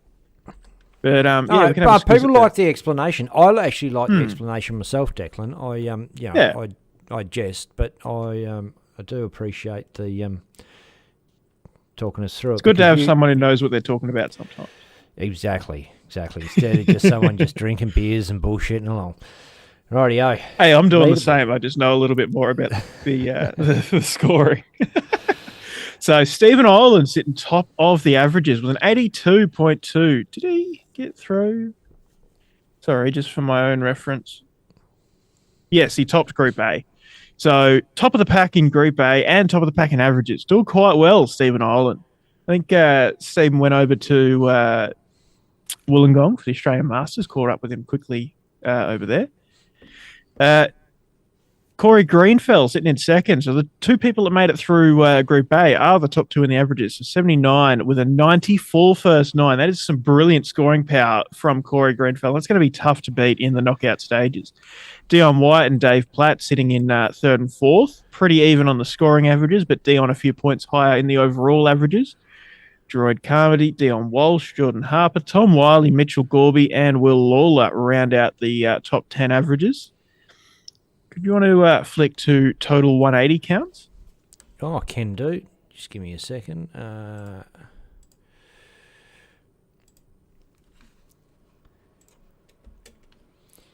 Okay, so they're in order of the total. So the highest three 180s. 180s for Corey Greenfell. That obviously is contributing pretty well to his 95 score first nine average. And two apiece for Dion and Platty. And one apiece for Stephen Ireland, Jordan Harper, Tom Wiley, Will Lawler, Brett Matthews, and that's it. And Declan, I'll all of a sudden feel a little embarrassed that I'm just here drinking piss, talking rubbish, when we've got some darting royalty in the mix here. Ian Dargan from ADC, Dave Marlin, top player, ADC player as well. Kelvin James, at this stage he's former president of Darts Australia. Whether that's still the case or not, I hope not, but perhaps. But let's focus on the fact he is still the Australian captain leading the men's team into the Test match in 3 weeks' time. So we've got some awesome stuff coming up, that being one. Explain what the Test match is about for the fans out there that don't know. Yeah, look, so, the WDF World Cup of Darts is a pretty big thing. Australia's taken that title home a few years ago with a monstrous team.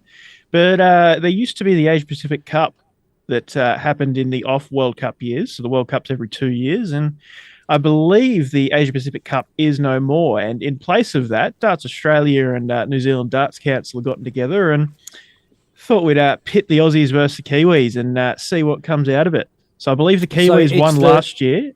So it's a side picked by Darts Australia of the top players. Men's and ladies, so the Darts Australia Championships held a couple of weeks ago. The players on top performance from that get picked as the Australian men's and ladies sides, and they'll be representing Australia with the same deal from New Zealand. New Zealand had their championships a while back. And, so top 4 men, top 4 women, top 2 boys, and top 2 girls playing the Test match. I think the format's still yet to be locked in, but it's a variation of singles, doubles, and fours potentially, I believe. And, going to run for a good couple of hours, all stream live on Dartstream Live from the Birkdale Sports Club here in Brisbane, my home grounds. And going to be a massive night of darts on the Friday night, leading into the North Queensland Classic, DA Silver event, I think it is, but Darts Australian Grand Prix event with some decent prize money and quite a few ranking points.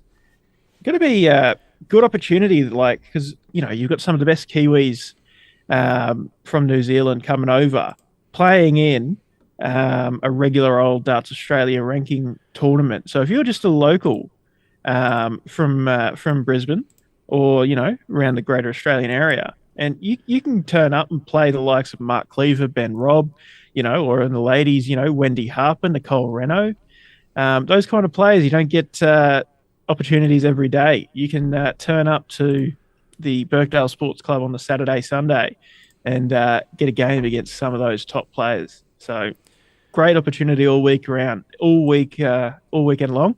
But make sure you don't miss the Test match on the Friday night. That's a big one. Keen for that one.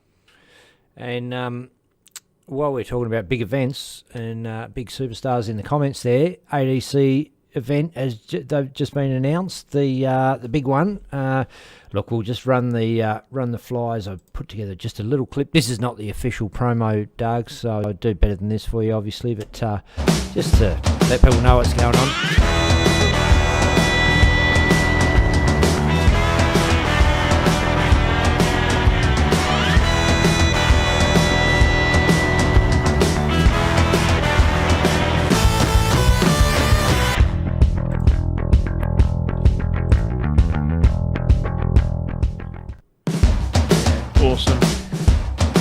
those of you who missed the run through earlier, I'll make a brief another run through. So the winner of that weekend will qualify for the Global Championship, ADC Global Championship, with £85,000 prize fund held in mid-December this year in Portsmouth. And so 3 days of darts in the in Penrith. I forget the name of the venue, the Penrith Gales Club. And the winner of that weekend gets a spot to the UK. Massive opportunity up for grabs, and you can't ignore the $10,000 prize pool just for the weekend itself as well. So big one to be a part of, and will be streamed live on DSL as well. Brought to you by the ADC Oceania crew. It'll be a big one to round out this year of darting action. And having a look around the grounds now. Dion Wyatt there practicing, it looks like, and don't know either of the two faces on the end board, unfortunately. But Ben, I might have to leave you for a quick bathroom and beer run. Yeah, no problems at all, mate. We'll just I'm just having a quick scan around, see what's going on in the club, and look, what we might do is take a short break, and I might bring up the Dion Wyatt Dylan Walsh game. In the meantime, they're fist pumping now, so just see if we can get that up there after the break. Ladies and gentlemen, former PDC star David Babyface Platt heads up DOSH to present the DOSH Adriatic Friday Night Darts. Everyone's welcome. Every Friday night to play for cash, play for fun at the Sterling Adriatic Centre, WA. Everyone welcome, come on down. All money paid out on the night. Weekly chase the ace jackpotting at $2,500 plus play your cards right for cash prizes.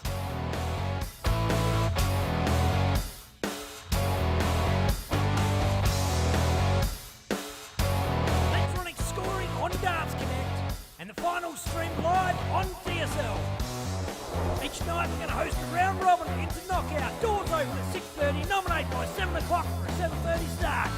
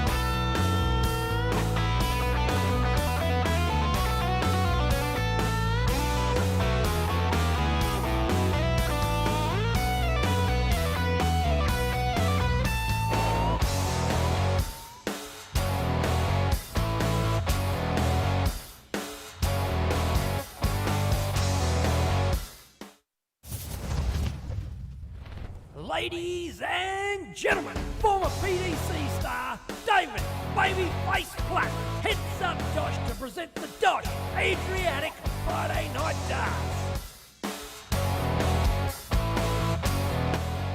Everyone's welcome. Every Friday night to play for cash, play for fun at the Sterling Adriatic Centre, WA. Everyone welcome, come on down. All money paid out on the night. Weekly chase the ace jackpotting at $2,500 plus play your cards right for cash prizes.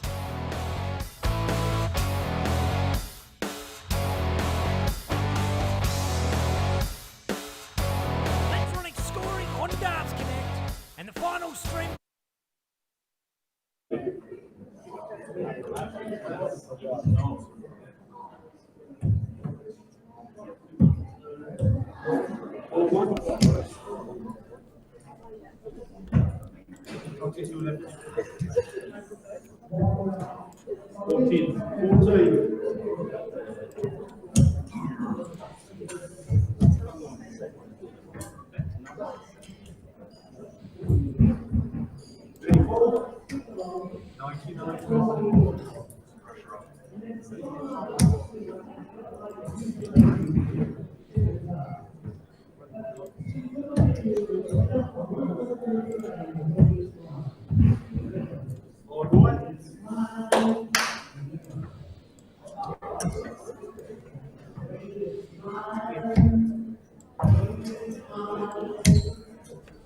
$20 required now. Boom.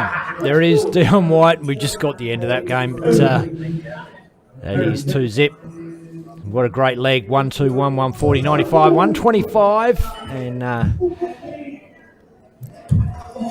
had a crack at the 145, left 20. And took it out clean in one dart.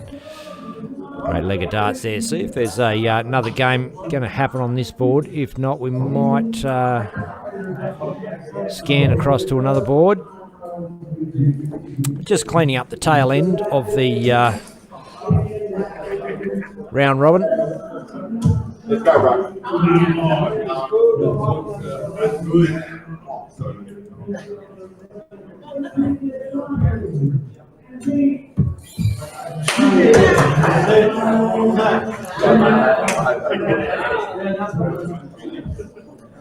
And that game's finished as well, so we won't worry about that.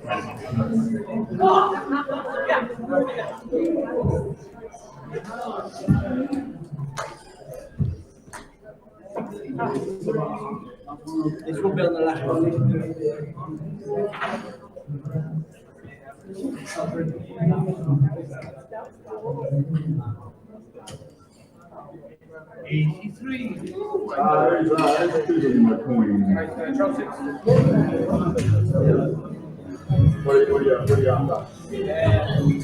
It looks like Platty's having a pre-game drink there, so it could be him up on this board. We might pay to jump on this one.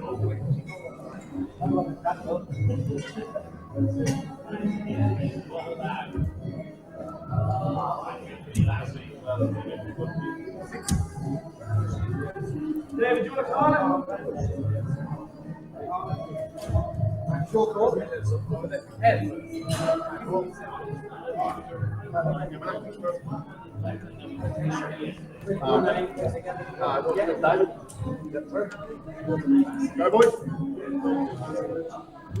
And I'll bring the dartboard across in just a minute. Get there.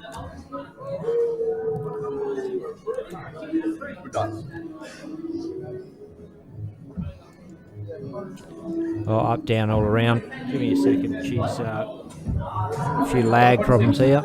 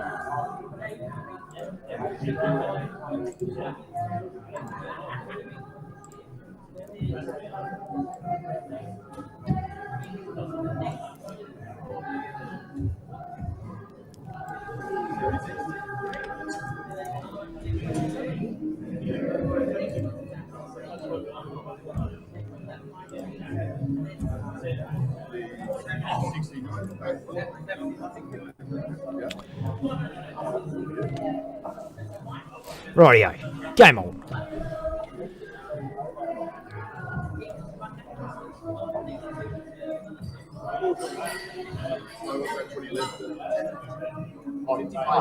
Sorry.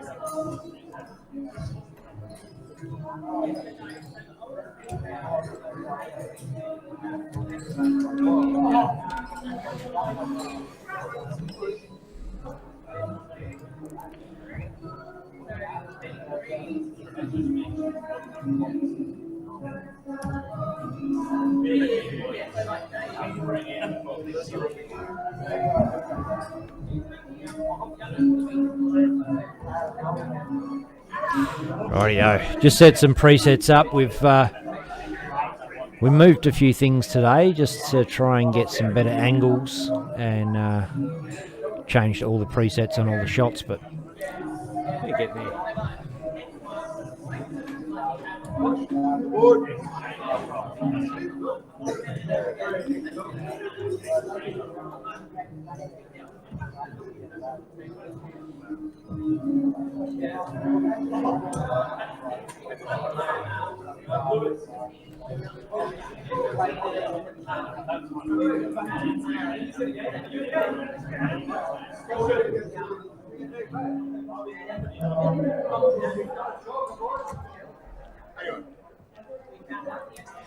Platt v Lawler. Platt, first blood.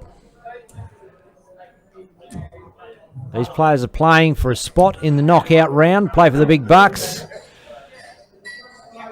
Dion White in the comments. Hoorah! Pretty happy with his crack at a 145. G'day, George Stack. Bevan Buggs Jr. Lizzie Ann, Trevor Davis, Gordon Miller, Damien George. Mandurah Bowling Club is watching. G'day to the Mandurah Bowling Club. Stuart Lehman. Charmaine Hogg says, G'day, Bo. Thomas Mapate Tego.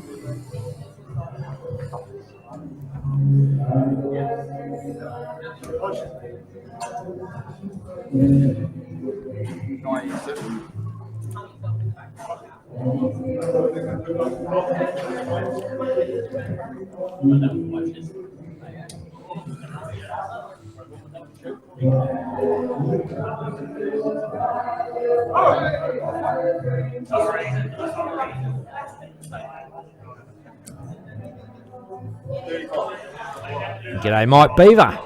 Long time no see. Another Manjamapian.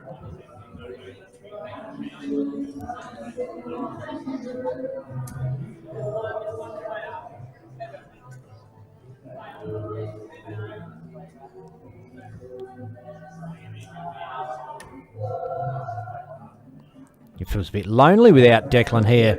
Joshua Jovanovic says, G'day, Benny boy. G'day, mate.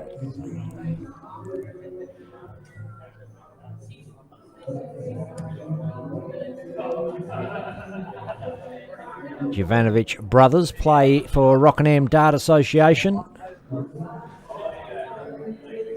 Floody bangs in treble 20. Down for 16s and 84 on the board. Leaves tops. Lawler with a 170 to finish it off. First one's good. Second one just under. Barrels off it and goes for the bull anyway. Pops to 25. Platty for double top for the win. Oh, sorry, buddy.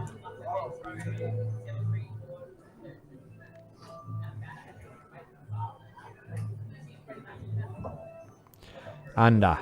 Double 10. Oh, and he picks up the double 5 for the win. David Platt. Game, shot, and the match. That is such a good dart. The composure. And Dion White just points out that he has he's picked up 107 average in that last game by the look of it. Nice work for him.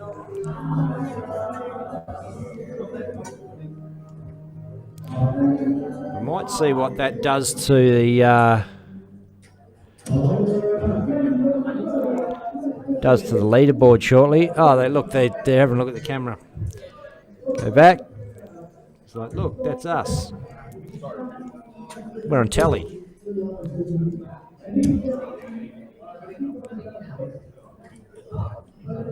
Bit of a family night out. Let's not intrude. I feel like we're spying now.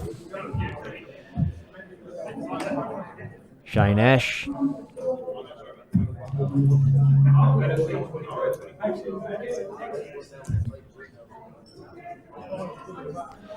Bit of a look around the room.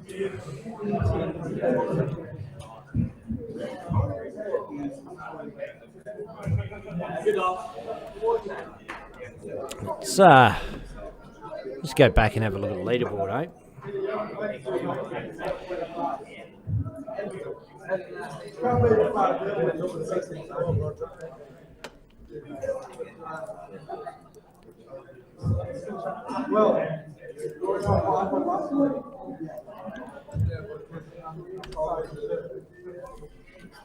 Boom, there we go. That big 107 puts Dion White into the lead with an 83.85 average for the night.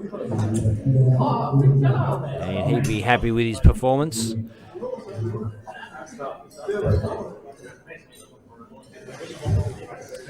And in group play results,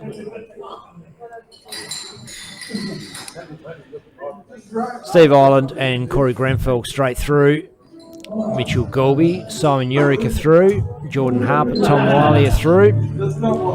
Geroid Carmody, Anton Socker through. And it now looks like Dion White and Dave Platt are through. And we're still waiting on the last games in Group F. So Peter Sutton and Cameron Burgess are looking good, although, yes, look, they're looking good. And it's just Peter Sutton and Cameron Burgess left to play. They cannot be knocked out of that the top two spots.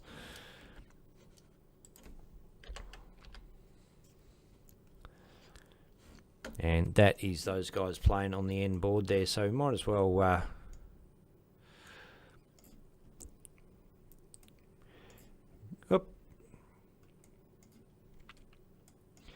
get a look at what we can of this.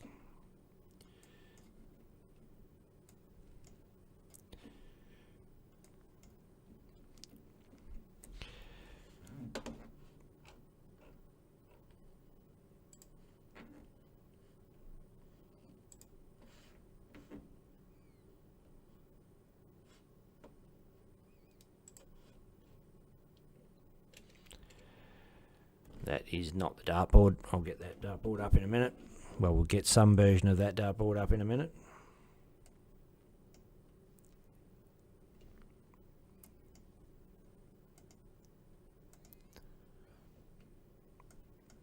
Hey, so we're at long range, so she's pretty sensitive.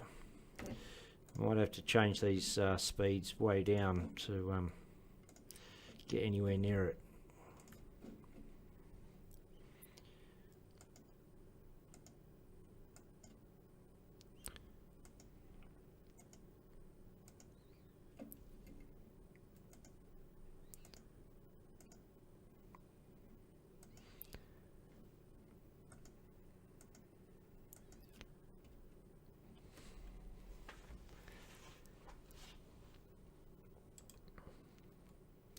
It's 1-1. She's all tied up.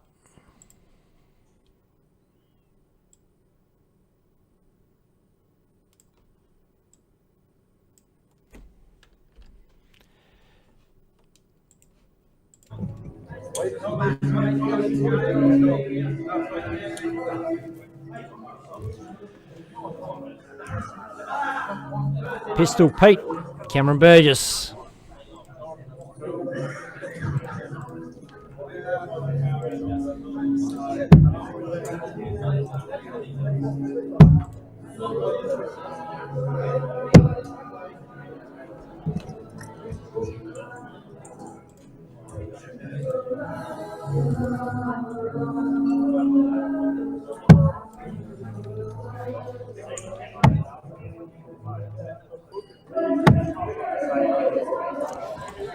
And we're just finishing off the last game of the round robin stage, and we'll be into knockout soon when shit's going to get pretty serious. Got all the big guns, top two off each board, playoff for winning spot, prize money for the winners, $200 guaranteed.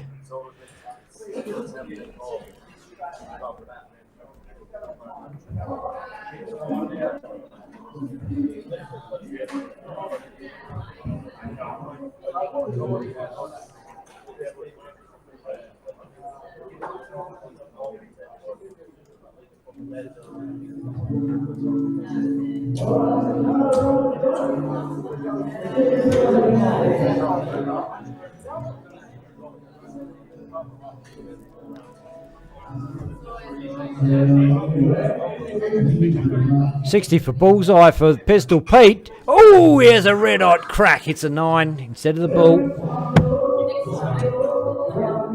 144 now, Cameron Burgess.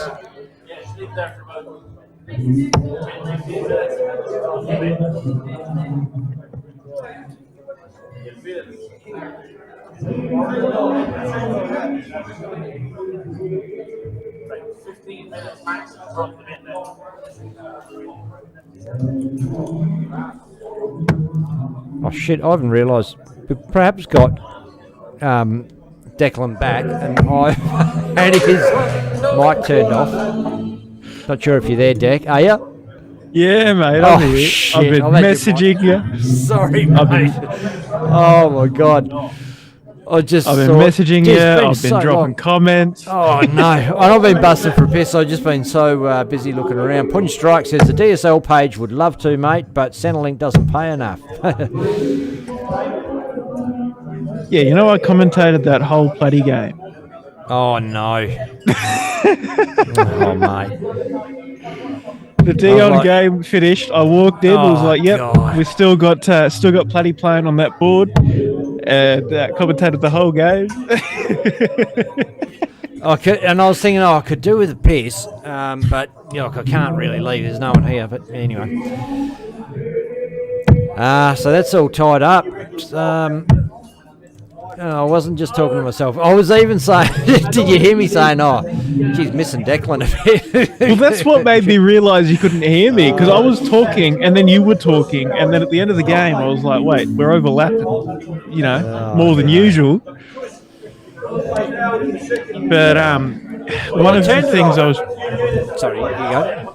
One of the things I said, which was somewhat interesting to myself, was Darren Hanson in the comments on YouTube, watching from Telfer, which is in north central Western Australia, the absolute middle of bumfuck. It's a miracle he's even got internet, let alone watching DSL. But good to have him along. Yeah, Telfer is literally, when I went to Telfer, I think it was 9 hours on gravel from the last place that had any sign of civilization. This is going back 30 years.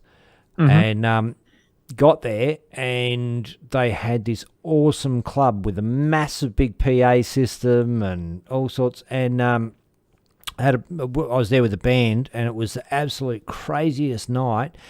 And they said it worked out that on average per head, 19 cans of beer per person, and that's including ladies, and that doesn't include the wine and spirits that were drank.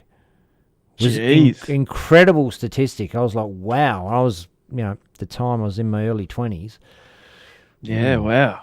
Sounds like a regular Saturday DSL comp back in the day. But it does. Yeah, no, that's yeah, wow. So is it like a mining town? Is that why there's money? Town. Yeah, it's red dirt mining town, and rather than fly in, fly out back in the day, everybody sort of lived there. So it was sort of like they had their own little school and what have you. Yeah, right. So we're waiting for the knockout to start. I might whack the promo up and go and refresh myself, Declan. Yeah, sounds good, mate. All right, I'll be back in a minute.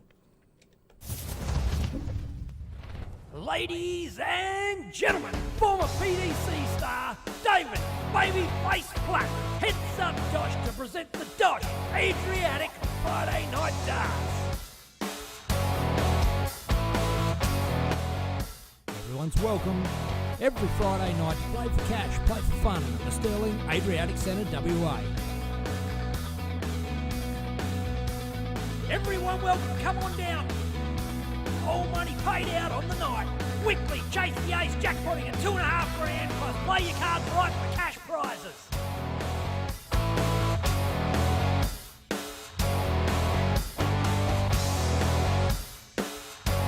Electronic scoring on Darts Connect and the final stream live on DSL. Each night we're going to host a round robin into knockout. Doors open at 6:30. Nominate by 7 o'clock for a 7:30 start.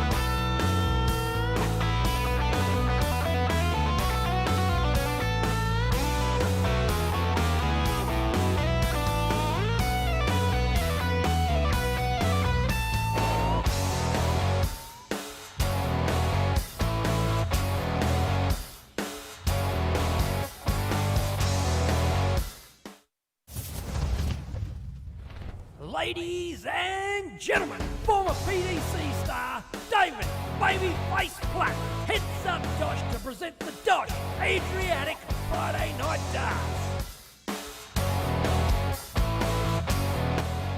Everyone's welcome.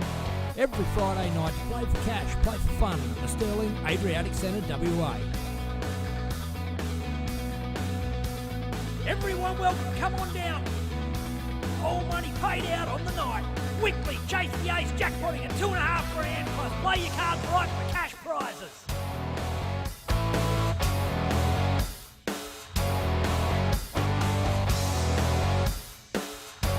Electronic scoring on Darts Connect and the final stream live on DSL. Each night we're going to host a round robin into knockout. Doors open at 6:30. Nominate by 7 o'clock for a 7:30 start.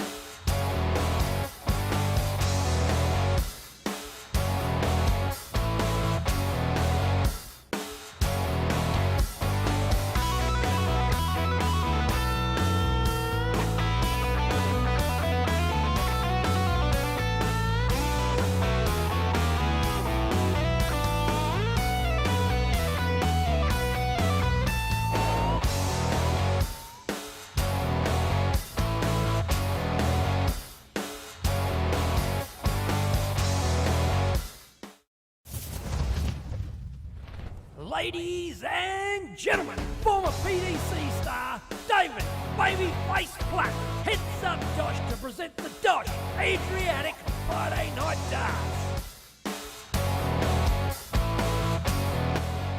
Everyone's welcome. Every Friday night, play for cash, play for fun at the Sterling Adriatic Centre, WA. Everyone welcome, come on down. All money paid out on the night. Weekly chase the ace jackpotting at $2.5 plus play your cards right for cash prizes.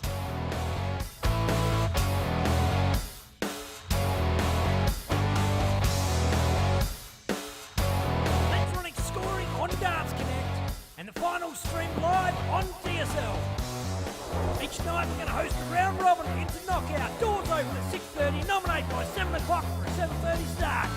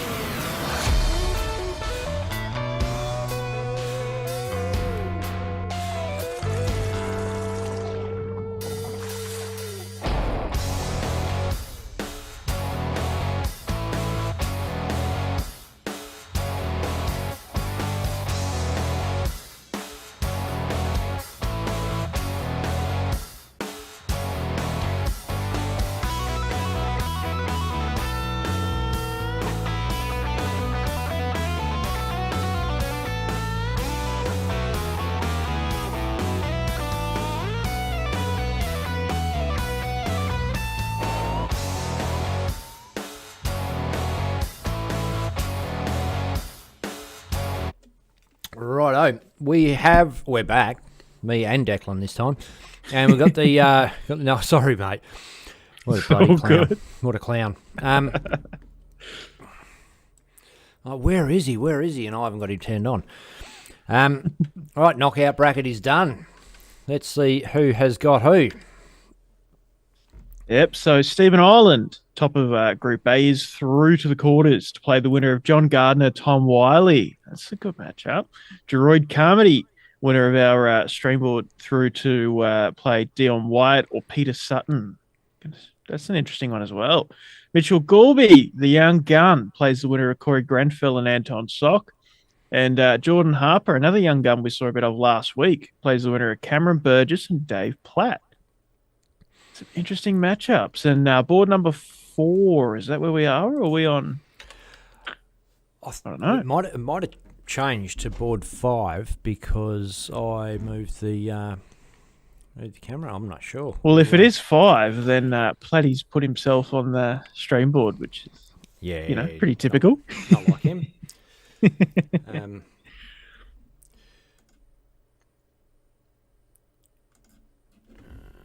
Just give me 2 seconds to make sure we get the right boards up here. Mm-hmm.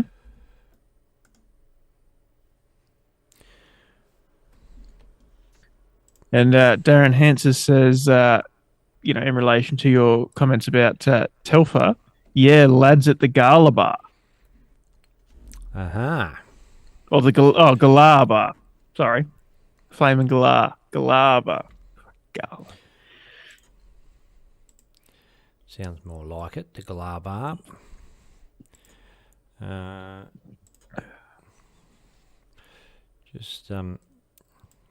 Things have changed a little bit with the shot. Looks like they're on, so we will get some sound up. Here he is, Babyface. 95. I wonder if it's a self-imposed nickname or if someone gave it to him. It's a bit weird of a nickname to give yourself, that's for sure. Yeah, well, he did. Oh, you can still see why. He's still Babyface-ish, but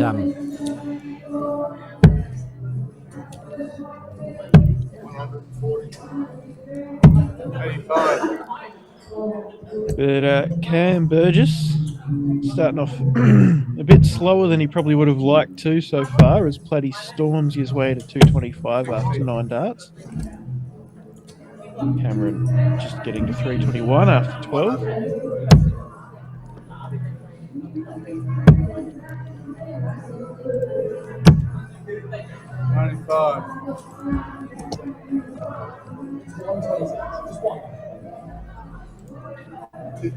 And Platty is now down to 130. That's a pretty good dart. 52.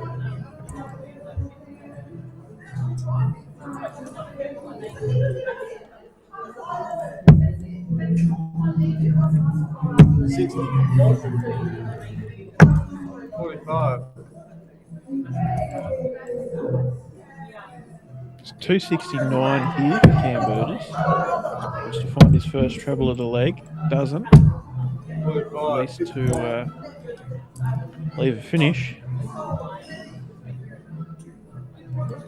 Oh, scorer's type bust. It certainly was not a bust of 269. 85, 15, single 1, and triple 15. That's 61, leaves 24. Ended up all right in the end, but only because Cam is so far behind, back in the 220s. 81. Leaves a finish now, though. Sets up 143. You have to feel that Platty's going to bang this double 12. There you go.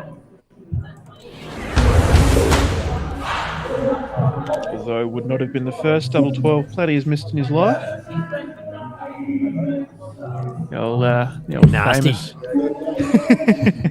The old famous 9 data attempt on the big stage.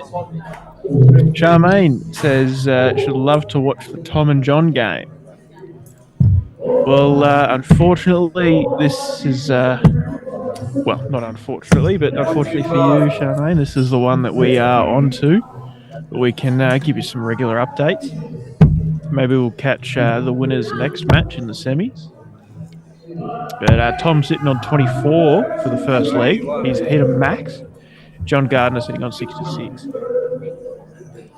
And Cameron Burgess has found the treble, and again, 125, followed by a ton. Much better start to this leg, and it's what he needs to do against the being one leg down. And and against the darts. It's a tidy leg. Mm. No, You jinxed him, mate. Put the camera down low, and he's gone all over the shop, and it's 7.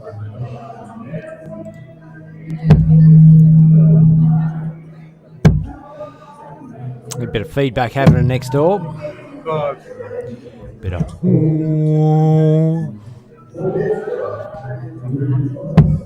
Is that whereabouts is that?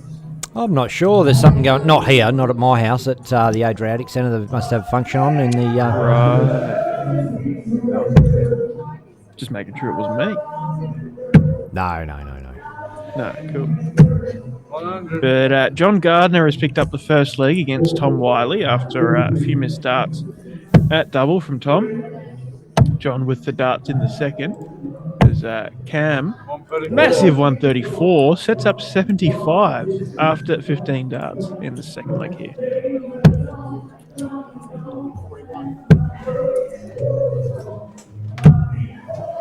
Ooh, 55 leaves on 22.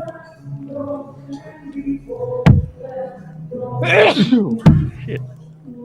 Sorry. I put him off. Double six for Cam. Oh, he busted with a 13. Oh, Wow. Platty for 122. Yep, has to. Bullseye. Oh, would have been huge. Has another crack at 75 now, Cam Burgess.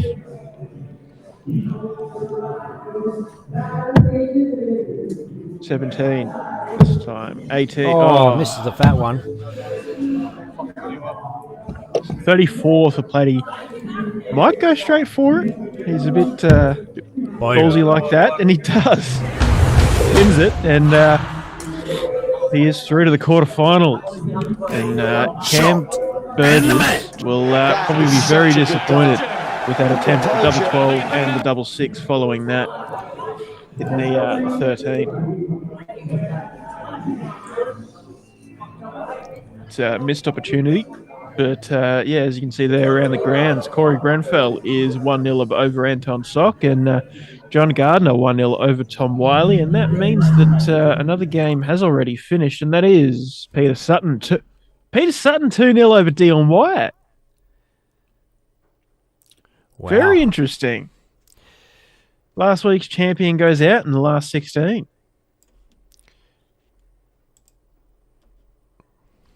Must have been a good match from Pistol Pete. Yeah, 79 average. Pete over Dion with an 80. So just a tale of unfortunate misses, unfortunate timing for Dion. Well, he won't be Pete happy. making the most of it. Be interested to have a look around the grounds and see if, well, why don't we just have a sneak peek, see if we can see what's going on in the background there. I shall clear this screen here.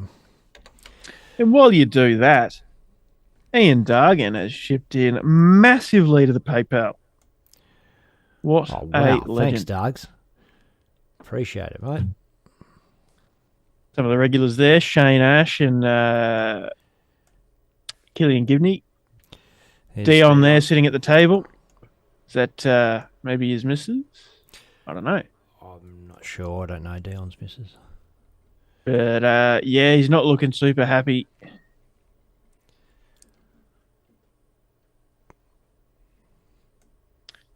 And, yeah, facial expression of disappointment, perhaps. But, hey, it's just 1 week and tough comp. And Peter Sutton's certainly a pretty good player. And there's Platty sitting at the desk. Gets his 2-0 win and goes back to the desk on his phone.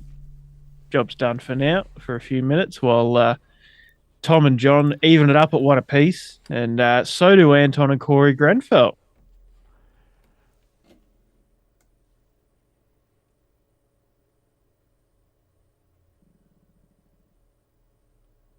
Someone, I think that's Stephen Oland in the Damon the Heat header shirt. And Stephen will play the winner out of Tom and John Gardner. And that must be big Corey Grenfell. Big guy with the big beard. Playing some great darts tonight too.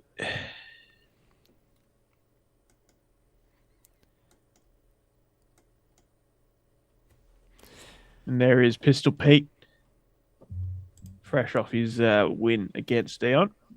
And I think that's Barb Smythe on the tables there. Maybe? No, I don't think that is. Sorry.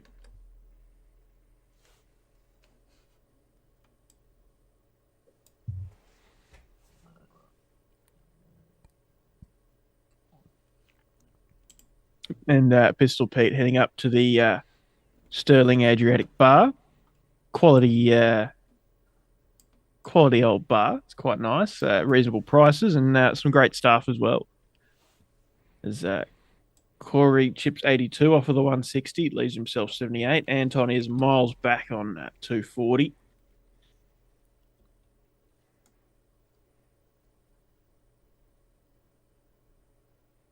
Someone there in a suit. Not quite the attire of choice for the Sterling Adriatic crowd, at least on the Friday night.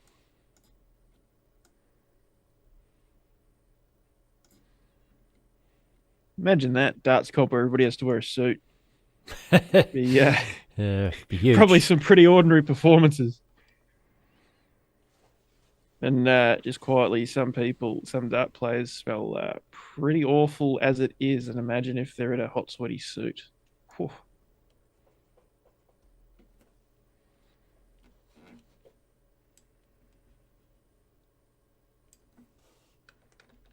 Tindaro Salvia says, what board Stephen Ireland going to be playing on? I'm not sure, mate. All depends on where the master Dave Platt puts him. Might well be on the stream board, but not sure. We can't say for sure until it all goes through. Socky up for 128.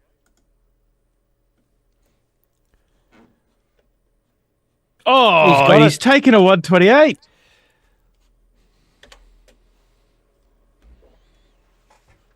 Massive finish for Anton.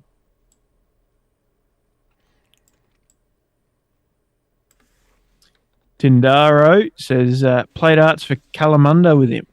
Yeah, awesome, mate. Well, good to have you along. Good to see you supporting him. Playing bloody well tonight. I think he was top of the averages in the round robin phase. So going to be good to see how we go. Tom Wiley, John Gardner, they're currently sitting right in the early stage of their last leg. 324 for Tom and 352 for John. Quite a good matchup over there. But yeah, what a night it's been so far. It's heaps going on. A couple of big scalps early on. A couple of like Matt Moody not making it off the board, and now Dion Wyatt losing in the first round. Opens it up a fair bit. There's still some quite big contenders, Tom Wiley and Dave Platt, and the other ones that are no strangers to the wins, and some other players that are playing pretty good darts. Yeah, Stephen Ireland and Droid, Carmody, Mitchell Goulby, the gun. Oh, and Mitchell's still Jordan in. Harper as well. Yeah. Mitchell had the bye through the second round after topping his board. So he now plays Anton. Well, we'll have a quick look at the draw while this game is playing out. Mm-hmm. Yeah, so Stephen Ireland plays the winner of John and Tom. Droid Carmody versus Peter Sutton. Mitchell Goulby versus Anton Sock. And Jordan Harper versus Dave Platt. I think Jordan Harper and Dave Platt played last week. I know Jordan Harper put in a pretty good performance. I think he made the semi. Was it Platty that put him out? I don't know. I don't remember. But we know we can play. Will he back it up again this week? Tindaro Sylvia says play darts for Kalamunda with him. Good stuff. So we're just watching the scoreboard now of Tom Wiley, Gardner play off to go through to it's quarters next, isn't it, Declan? Yes. Yep. So top 8 and had a few buys in the top 16 just because there was not 16 people qualified. It was 12. But heading into the full top 8 next, and we'll catch one game of that and then probably one semi and then the final.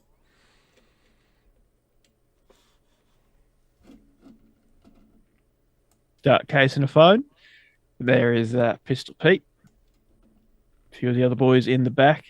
Dion sticking around and having another beer. Good on him.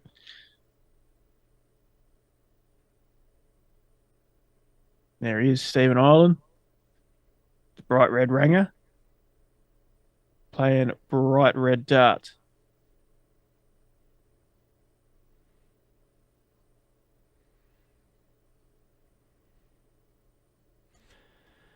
So the next round won't commence until this one's over and done with. And is that a frozen scoreboard on their end or our end, Ben?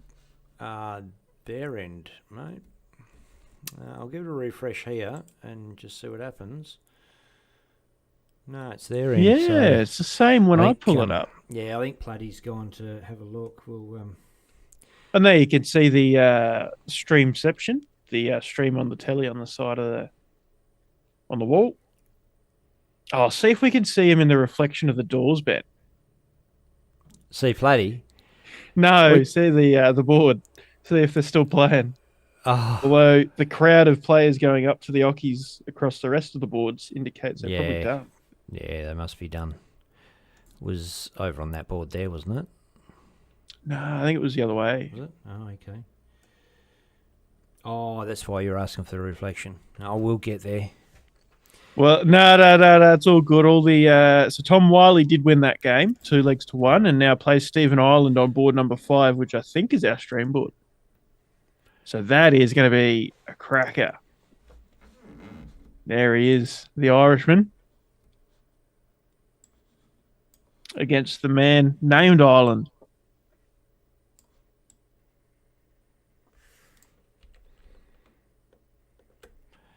And all that jiggery pokery buggers every shot, but you know, bit of fun to have a look around. Don't you reckon?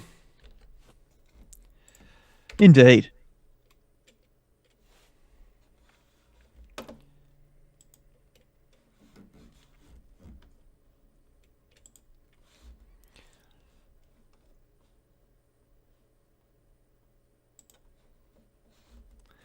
And that'll be up in a second.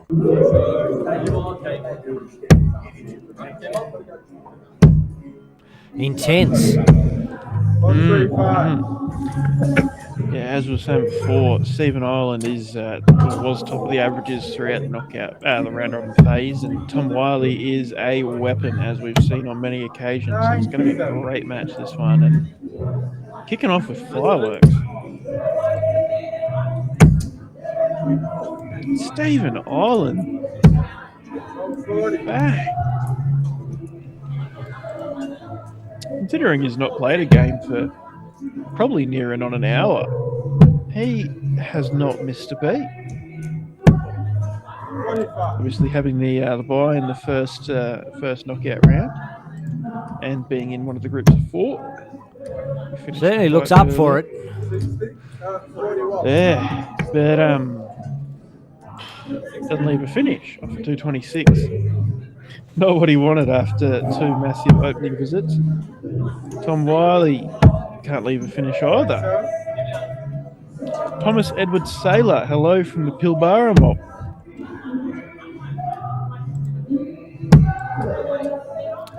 And I'm going to have to correct you there because the Pilbara mob would want to be called the Pilbara mob, not the Pilbara mob. Sorry, mate. No, don't be sorry to me. It's just I just know how it is, like when people say I'm from Mandurah.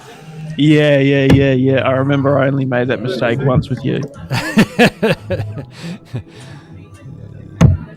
Oi, trick me. It's like when people say Toowoomba for Toowoomba, which is where I spent most of my years growing up. Got ya. Tom to put a dent in 180, put some pressure on. He'll probably stay up there. No, he doesn't. Goes down for a couple of treble 19s and doesn't. He gets one. Yeah. 52 now for the man named Ireland. Oh, misses the fat one. 943. Double top. Ooh. 100 now for Tom Wiley.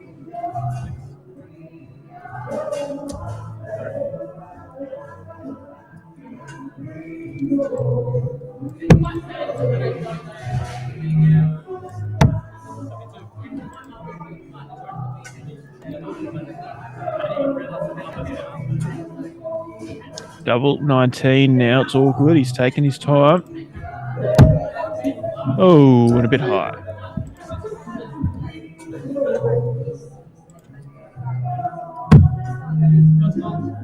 Double 5. Oh, and he's hit the double 12. Not what he wanted at all. It's a chance for Tom to clean up 19 now.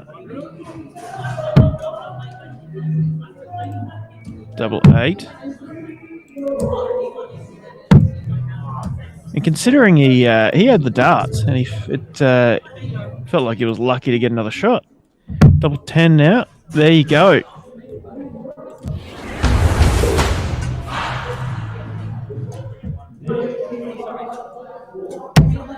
First to 3. Oh, it is. I thought it wasn't first to 3 until the semis. There you go.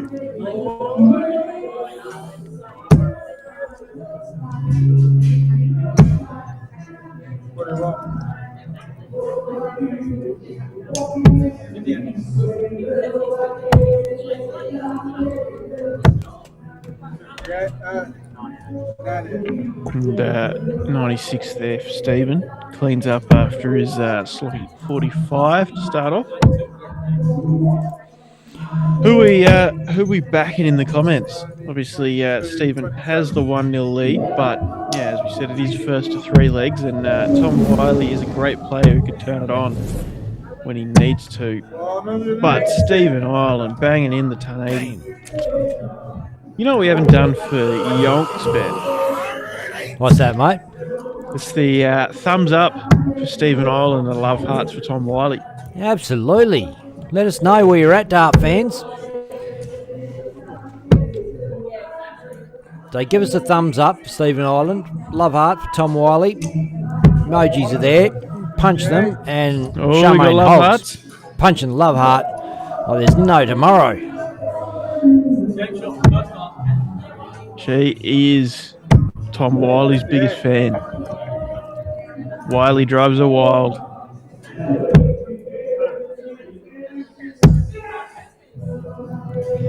And we got 1 thumbs up, or a couple Two more thumbs up for Stephen Ireland. And he's a long way back now. That big 180 busted this leg right open for Stephen. Yeah, 60 absolutely. left. And even a ton feels like he's 20's not good. making a dent. One's high. And just 2 straight ones. And Charmaine Hogg says, bugger off. He's a good friend. It's all good. All in jest, Charmaine.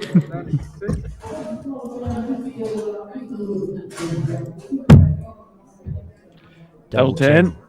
Bit low. Bit wide. Double 5 now.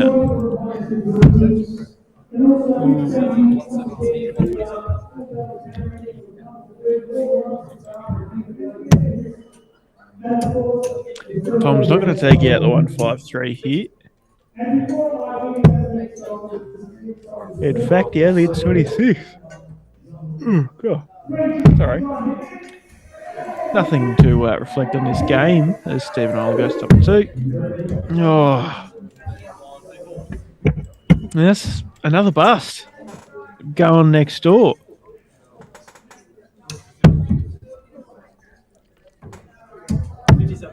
It would be huge if Tom Wiley could come back and pinch this leg, Declan. Absolutely would be. It's not going to happen on this visit, but yeah, with Stephen missing by such margins, he could get another shot. Granted, he's only chipped away 19 points off of his score there. Oh, and he's done it again. Tom Wiley would be wishing he banged at least 1 treble or, 3 big singles in that last visit. But hey, 108 is still very doable. It's got to happen. Charmaine's telling him straight. Treble 19 doesn't go. What is he doing? 70 left.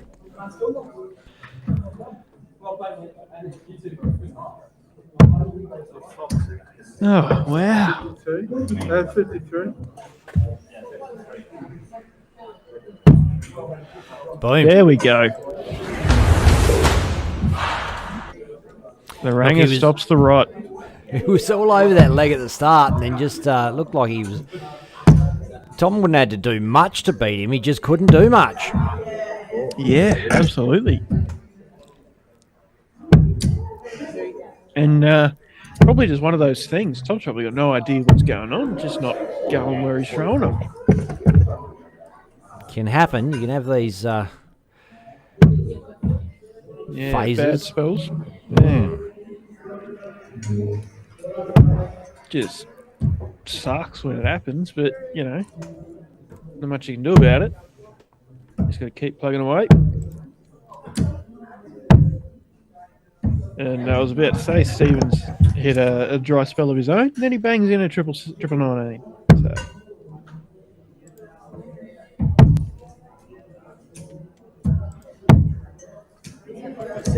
And you look at the overall match averages. You got a 61 for Steven and a 59, I think, for Tom. A 54, sorry, for Tom. And, you know, considering Steven's been on around the average 80 average mark all night, and a 61 is enough to keep him winning. You know? Barrels that one in almost in frustration, Tom Wiley. Oh, this looks good. That looks replicatable.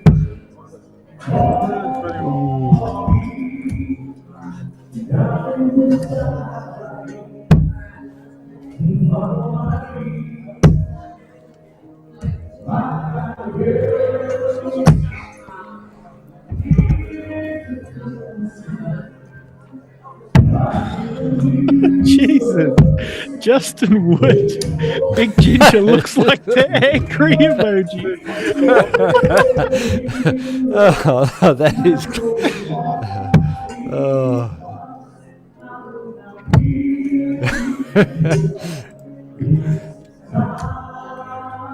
Chris Bradley. That can wait. Stupid comments like that. Stephen Ireland for 85 for the match. Can't see it, but that's a 15. And the 20 is not good. Hits a triple one. Oh, sets up 60 though. Tom coming back for 89 now. And a string of visits that included trebles means he might be on with this. He might have turned this match around. 19-20 for the bullseye. Oh, Tom Wiley. And that'll please Charmaine Hogg. Chris, stop it. Not like Chris to be a badgering pest.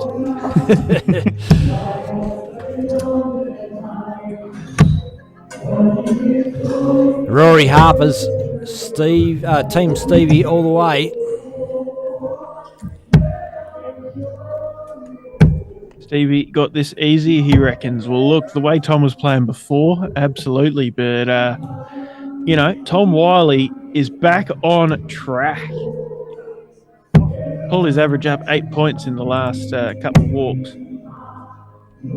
But, mind you, that was from 54 to 62. But, you know, ton followed by a 95 to kick off this leg means he's doing the right things.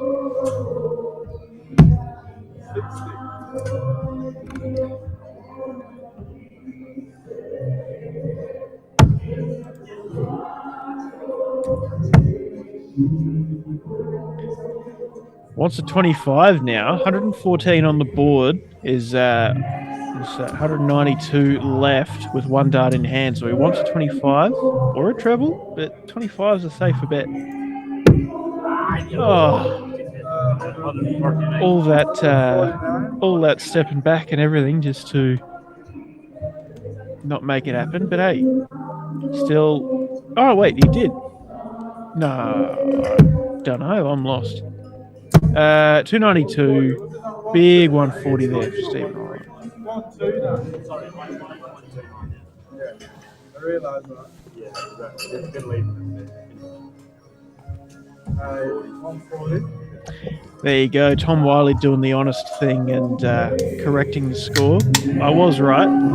He hit a 15 instead of the 25. Now he's trying to take a big chunk out of the 177. It only takes 40. 152.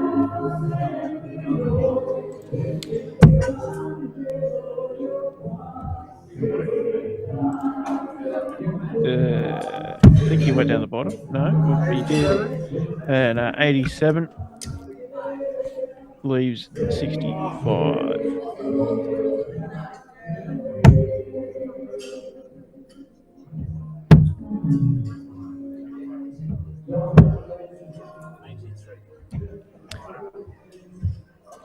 First of 3 legs, this could be potentially game. Double 20. Tops. Misses by a good centimetre. Tom Wiley now 44 to stop the rot. Make it 2-1. 2-all, I should say.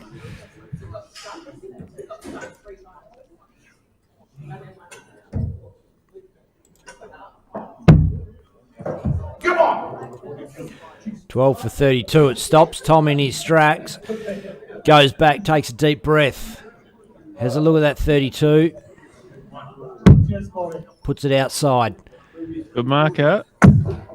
Oh, and that one's outside as well. For the match. Double 10's outside.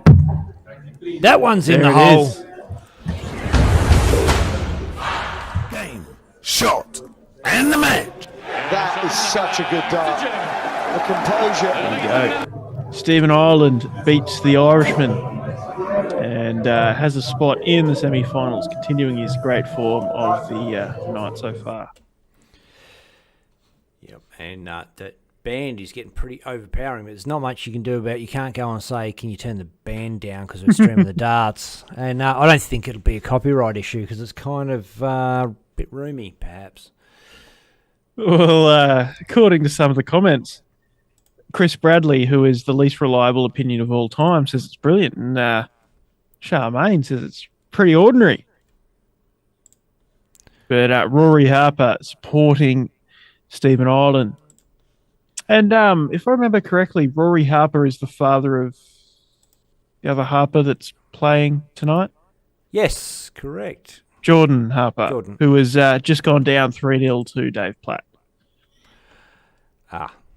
Bloody banging in an 88 average for a 3-0 win. Right, finally got back to where I wanted to be. And, well, I mean, I wanted to be here all along, obviously, but where I wanted this to be. So, Stephen Ireland, 3-1 over Tom Wiley, as we just saw, will now play Peter Sutton, who beat Geroid Carmody, another Irishman, 3 legs to 2. And the young gun Mitchell Gorby beats Anton Sock 3-0. Now plays David Platt, who just beat Jordan Harper, as I was alluding to just then. So, Mitchell Gorby, Dave Platt, and Peter Sutton versus Stephen Ireland. We've had two some semi-finals. We had a few dark horse winners. They're guys that can win competitions that, you know, on their night, it's their night, and maybe it's Peter Sutton's night. He has taken out some strong competition tonight to get to where he is. And yeah, absolutely. Faces Stephen Ireland next. So not sure who's on the streaming board. Perhaps we're going to have Stephen Ireland, Peter Sutton. Well, look, either one would be brilliant, you know. Yeah, Stephen and Peter, both on some great form. Better form than what we've seen recently from both, really. And it'll be a great matchup. But also to see young Mitchell Gorby have a crack at babyface. Mr. DOSH himself would be a good one as well. So just see what happens. Leave it in the hands of Platty himself. John Mr. Yates Organizer. sent me a message. Hey, pal, would you be interested in streaming a 24 hours of darts in NZ? Hold on. Let's wind it back a second. Platty says, do we want to do both semis on stream? I don't mind. If he wants to. Yep.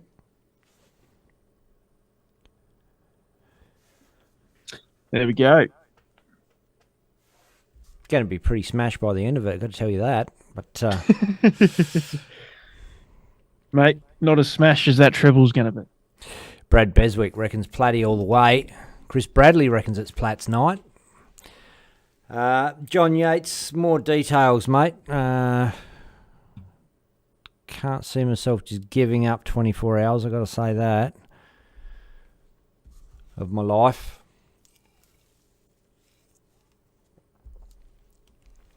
Yeah, sorry. What did I miss there?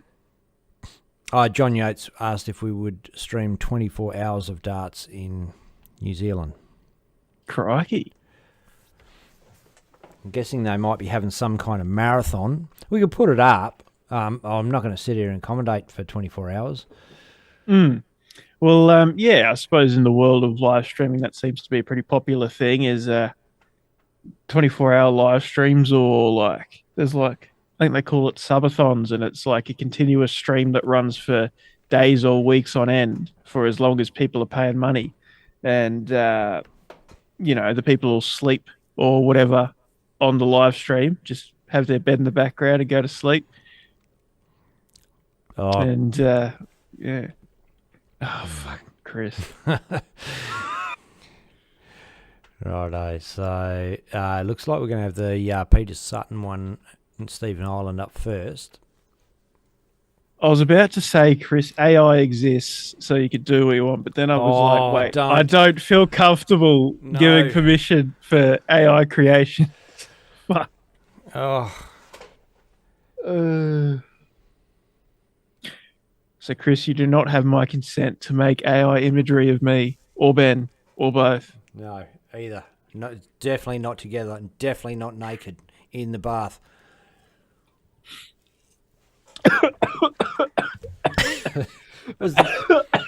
All that, and it was the bath that got you. No.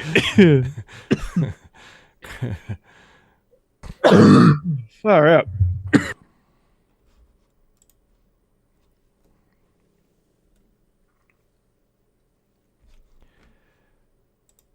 I'm dying.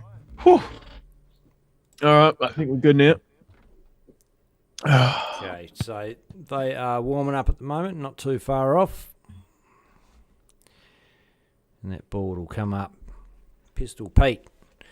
Stephen Ireland. What's Stevie's nickname, dart fans? Is it just Stevie or Steve of the Ranger Believey? I don't know.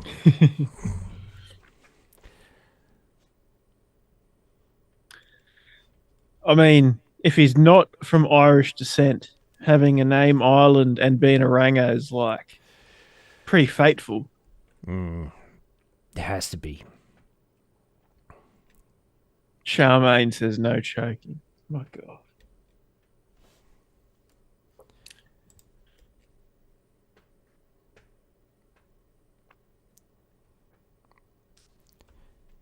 Oh, hopefully. No, they're not sure what they're waiting for. Shouldn't be too far away. Rory Harper said he's called the Ranger. Oh, he is the Ranger. Okay. Sweet. Low-hanging fruit, that's for sure. Oh, you would? Okay, so still just warm-up darts in the semi-final. Shouldn't be too far away. I reckon you get a pretty good Ranger roundup at the Sterling Adriatic. You got Droid Carmody, Stephen Ireland, a couple of the other guys. And it's lawn bowls out there. There's the indoor lawn bowls and there's outdoor lawn bowls. Yeah, they got the big indoor. They don't have a soccer goal, but soccer field or anything like that. No, the old Ranger roundup from was it Jonah from Tonga?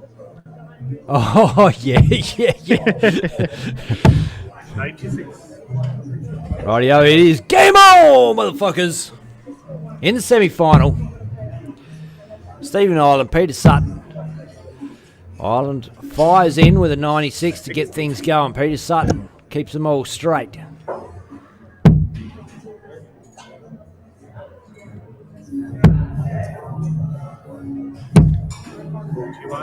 And I quite like the throw of Stephen Ireland.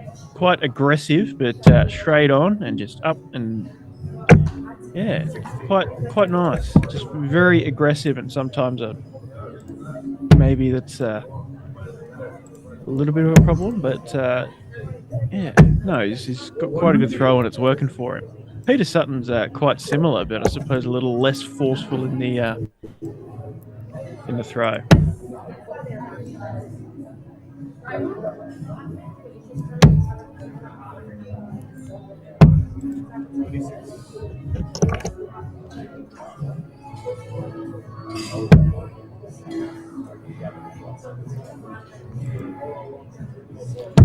You got a mean look on his face.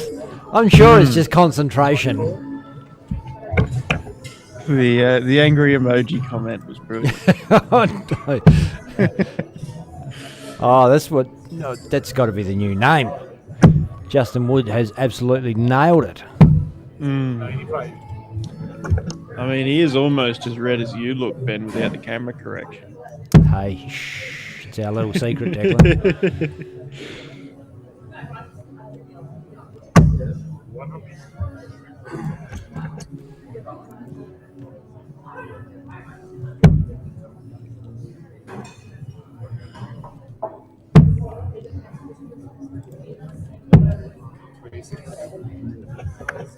Rory Harper, he's a solid player. I was his captain last year, and he's a gun. Yeah, for sure. I've seen, seen a bit of him now, and I like what I see. He's a very solid player, and yeah, just hopefully makes his way around to a few more comps and starts getting to the later stages, and maybe a state player if he's not already.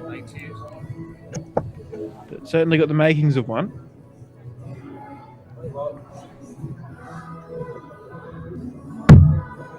Boom.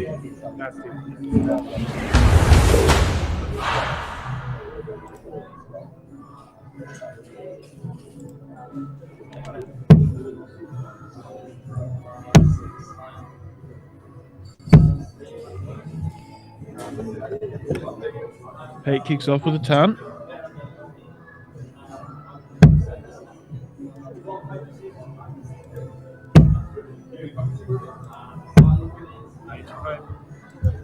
Stephen with a 95, not a bad start at all.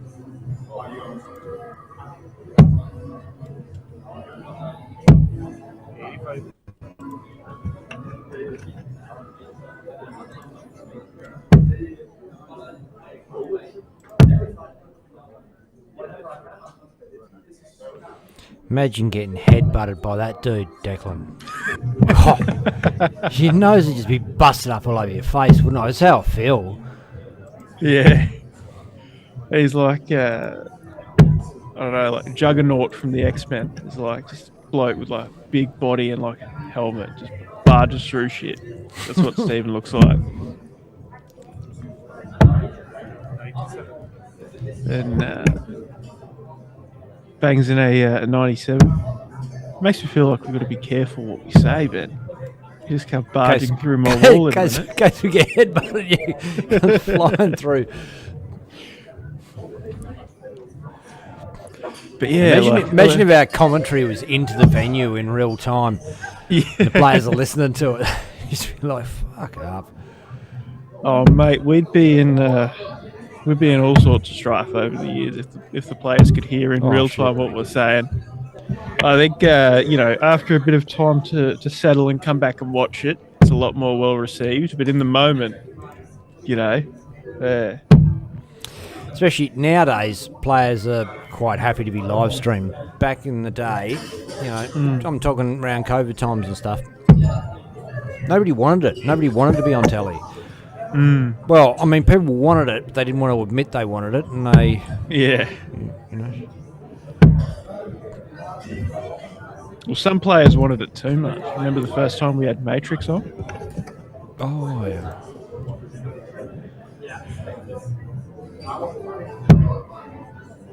It's a name that's hard to forget. Yeah. But, 136 is not going to go for Peter Sutton. Just had a bug fly up my face.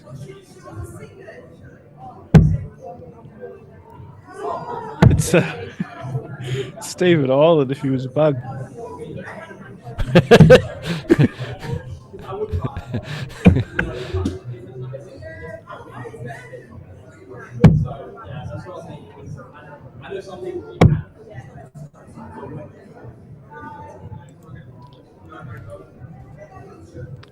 $76 does not go. Pistol Pete chasing it all around the board. 56 now for Steve. 16 for double 20. Boom. There you go. Stephen Ireland leads 2 legs to 0. First to 3 again this semi-final. Look, Pete's not far off the pace. It's not like he's getting belted here. He's got got a real chance to win. Yeah, exactly. So the average is 72 and 64. And look, the difference in that, really, in terms of match, is like 1 visit. That's all that Pete is behind, is that 1 visit.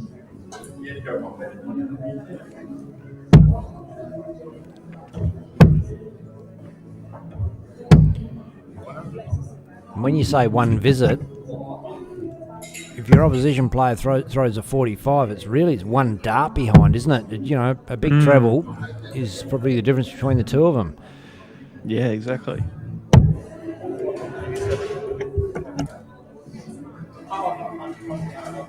That's it. Like, a lot of times people get caught up in, 10 points higher, 20 points higher average. But when you look at it in the real grand scheme of things, if you're in the regions of 60 and above averages, less than 25 darts, and each dart is so many points on the average that one visit is really the difference. And that's why you see guys come from like sort of 60s averages to all of a sudden busting in 80 averages, because there's not that much difference. You know what I mean? It can feel like it's a real mountain to get to there, but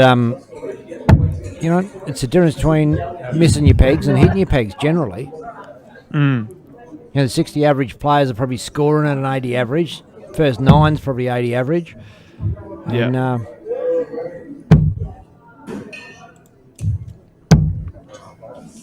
And Pete bangs in, what's that, 76. As Stephen comes up for 133. Looking angrier than ever. And Platty's confirmed that he'll be travelling to Sydney for the ADC event in November. Winner of that weekend, of course, goes across to the UK for the chance to play for £85,000 prize money, about 150,000 Aussie dollars in prize money. Yeah, massive opportunity. Just another bit of brilliant work done by the ADC, both in the UK and here in Oceania. 78. Oh, 444 leaves 66.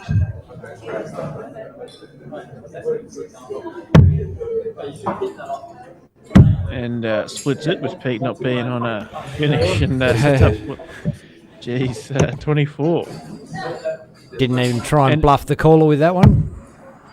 And he somehow looked less unhappy than when he was throwing the dart. It's not a matter of being whether he's happy or not. It's a matter of how little he's not unhappy at this stage. Oh, it splits the 6. And busts it tactically with Pete on 146. Big opportunity for Pistol Pete. The 60's good. Oh, throws a 1 from there. He had 86 left. Right in the middle of the treble 20 and the treble 18. Either of them would have been fine. And the double 12 goes. Stephen Ireland wins. And that is 3-zip. That's the first semi-final. All done and dusted. Steve Ireland go through to the final with a chance to pick up $200.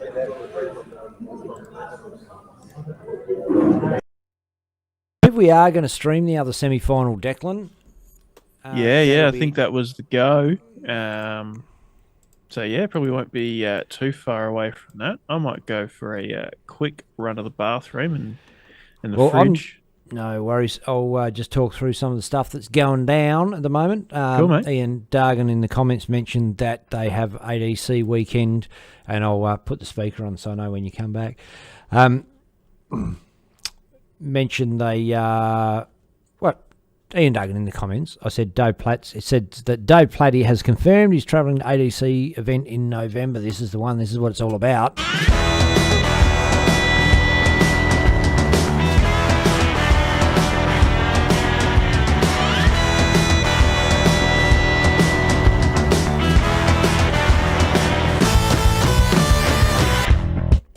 There you go, £85,000 prize money for that one.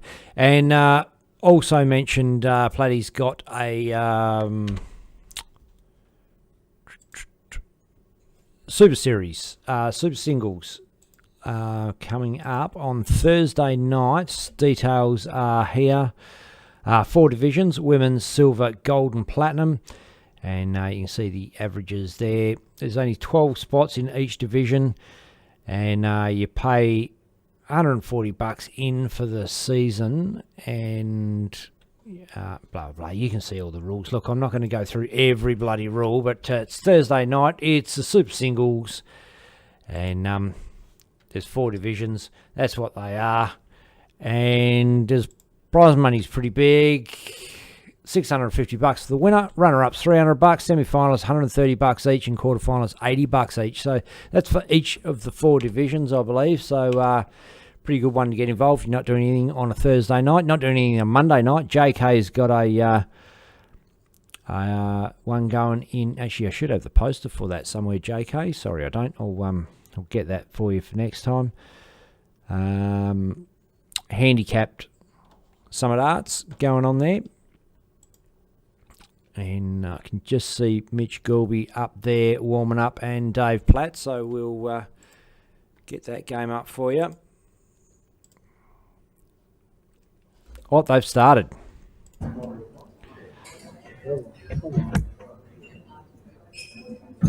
It is game on. Dave Platt away first. Couple of bogey 32s either side of that ton. And now he's laying those darts down like he does.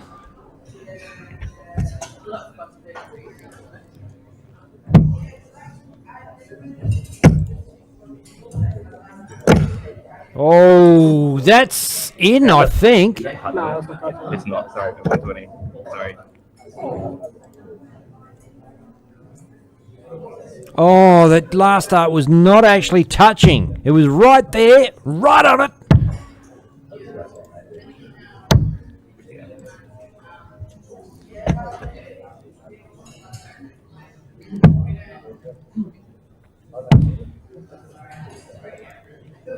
And Mitch Gelby, for those of you who don't know, has made a big name for himself in the juniors from Western Australia.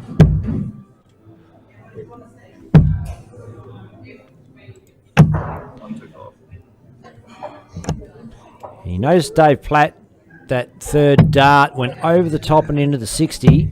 Lays them down. He can get them in any way, any which way, but very Phil Taylor-esque, the way they stack on top of each other.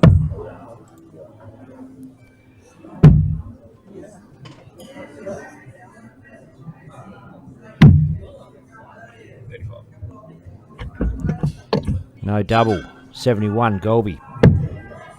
39's good for 32. Boom!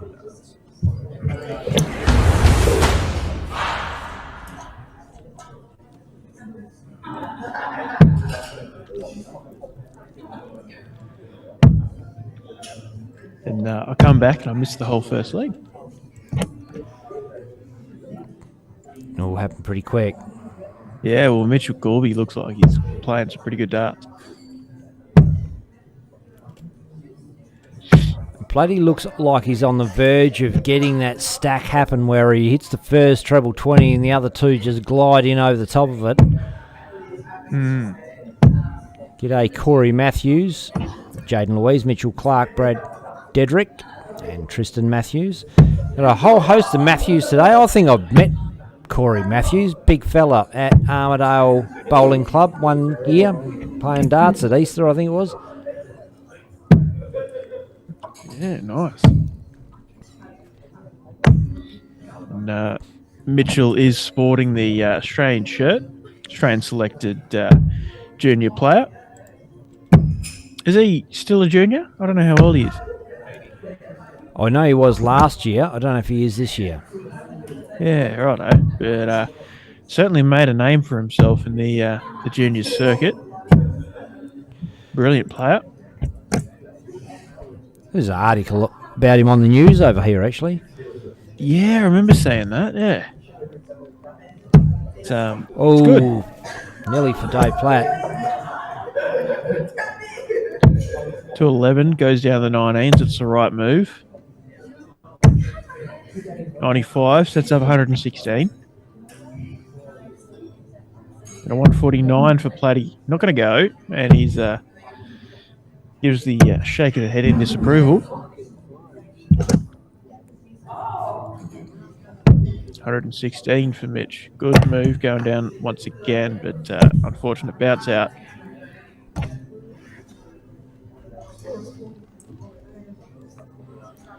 $109. 57.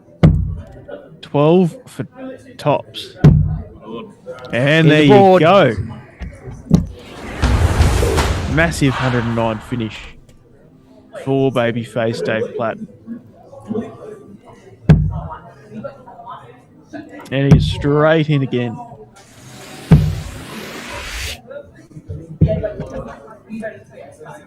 Good little instant replay, that 109. Monstrous finish. Brilliantly timed, and Mitch starting off only with a 60. Perhaps a touch rattled. Perhaps just a, unfortunate couple of darts. Time will tell. Oh, and that's a bit wild.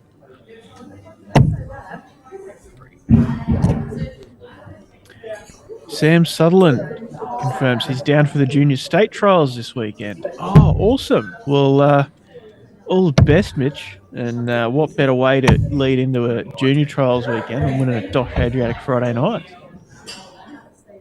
But Platty certainly make you work for it. 203 after 9 darts. I wonder if the selectors are watching. I wonder if Dave Platt's one of the selectors. 98. 97. Yeah.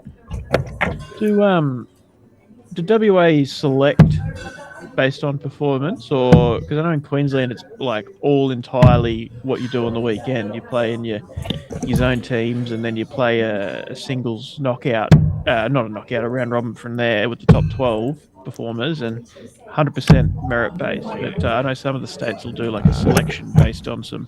Sam Sutherland will be able to help you with that one. Better than me. Yep. Mitch firing in. Ooh. Double 4 now for Platty for a 2-1 lead. First 3 legs. Double 1. Oh. Shrugs down in representation of the pulling of that dart. 90. Ooh. Interesting move for the bullseye there, but leaves 85. Rory says Easter Combi Armadale Bowling Club, Hurricanes Dart Club is an awesome weekend. And I've also met you there, Rory. Played 1 year, the Easter weekend. Kathy was working at the club. Thought, why not? Oh, and 32 it was, but didn't go. Leaves himself 16. Should Platt fail to take out the 4 now. Ooh, 1. Boom. There you go. Made a meal of it. But has gotten over the line and leads 2-1. Mitchell with the darts here to send it into a last leg decider. And is kicking off strong. There you go. Sam Sutherland is confirmed. So state teams, then trials, and the team will be selected this weekend. Okay, awesome. Well, yeah, surely if you're a selector and you got your wits about you, you're watching along and seeing that Mitchell Gorby's here, sticking it to the big boys, making through to a semi-final before going along to the trials. So I think from the teams, correct me if I'm wrong, Sam, you pick, I think it's 12 players, is it? And then you whittle that down to the team, or maybe it's different in juniors. I don't know. How many players are picked to go in the trials from the States? Well, that sounds kind of similar to what goes on here, except in Queensland it's all done in the one weekend, the May Day long weekend. So Saturday, Sunday is your teams events. You play for your zones. And then from that, the top 12 averages play off in the singles round robin on the Monday. But for the juniors, I think it's condensed to teams on the Saturday and then singles on the Sunday in later. It used to be September when I was playing it. I could see it could make sense, especially when I think Mitch Golby travels from Port Hedland down. Someone help me out there. Where's Mitch hail from? I think it's Port Hedland. It's well up north anyway. Yeah, cool. Well, Sam Sutherland is the state captain, and 12 girls and 14 boys they got this weekend. Awesome. Well, yeah, all the best to everybody. 118 plays 117. Mitch Gorby to stay alive.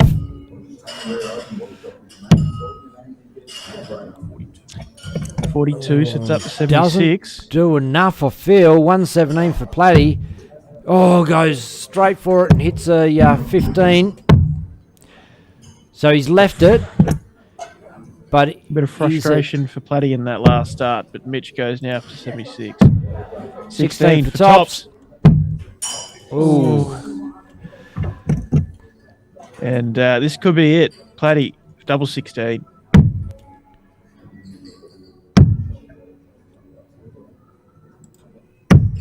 Nice goal. Doesn't go.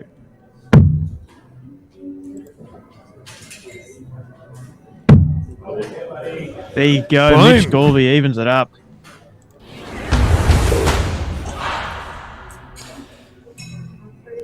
Two apiece. It's a race to 3.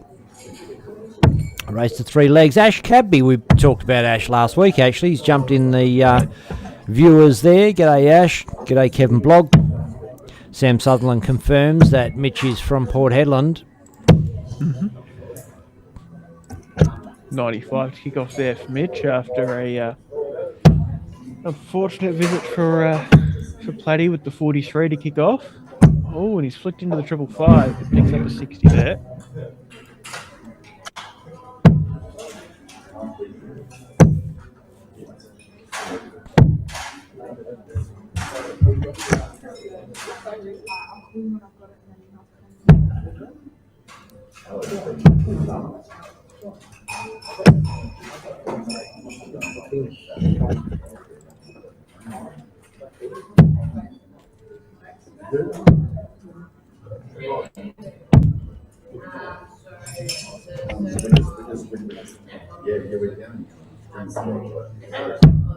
Wearing headphones tonight, I hear a lot more of what goes through Ben's microphone that probably gets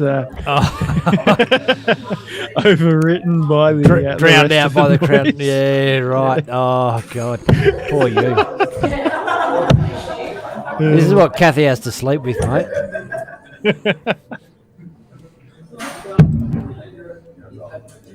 I was glad you were surprisingly quiet, at least compared to the old boy when we were in Wollongong. I was expecting snoring galore, which is that is horrendous to try and sleep in the same room as. But yeah, you were surprisingly easy. Maybe it was just the volume of beer consumed. Perhaps. 144 now, Dave Platt. Oh. Sets up 104. Mitch really wants a ton 40 plus visit here. Ton 35 is just as good. 95 is still decent though. Leaves 91. Big visit for Platty. 60. 12.32 is on. Oh, Mitch Golby. 3 darts at 91 for the match and a spot in the final. Oh, and that's a 3, but it is still doable. 48 for tops. Hits the 48. Oh, just well high on that tops, but geez, he's given it a good shake and put a bit of pressure on Dave Platt. Can't see him missing this one though. Boom. Wow. Shot and the match. That is such a good dart. The composure. The young gun Mitchell Golby pushed it all the way and missed one match dart, but it is the veteran, you'd say, Dave Platt, baby face, gets the win in the spot in the semi-finals alongside Stephen Ireland. Unlucky Mitch Golby, but very well played, and of course all the best for this weekend at the junior trials. It is 10:40, so hopefully you get home and have a decent night's sleep ahead of the morning. But yeah, Dave Platt versus Stephen Ireland will be our final. First to 4 leg kicking off probably pretty soon. It might take a couple of minutes. Platty's just come off the game, but knowing these guys, it's probably already started. Just about have. So just give me a second. I've just lost something. I'll find it again. It won't take me long. All good. It's only scoreboard, nothing major.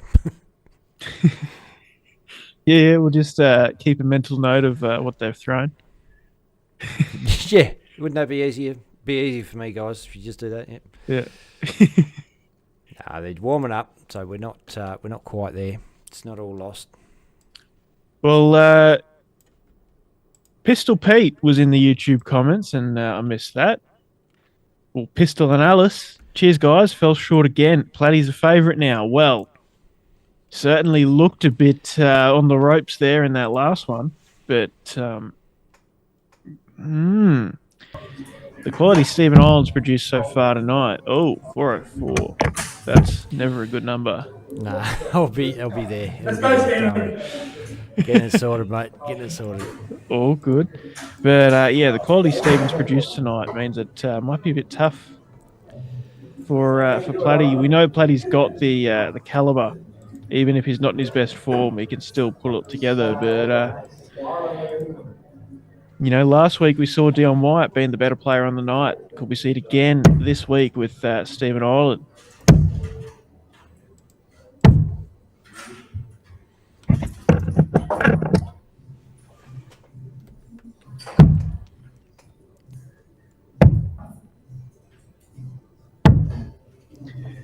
Steve kicks off with a 59 as Platty bangs in an 81.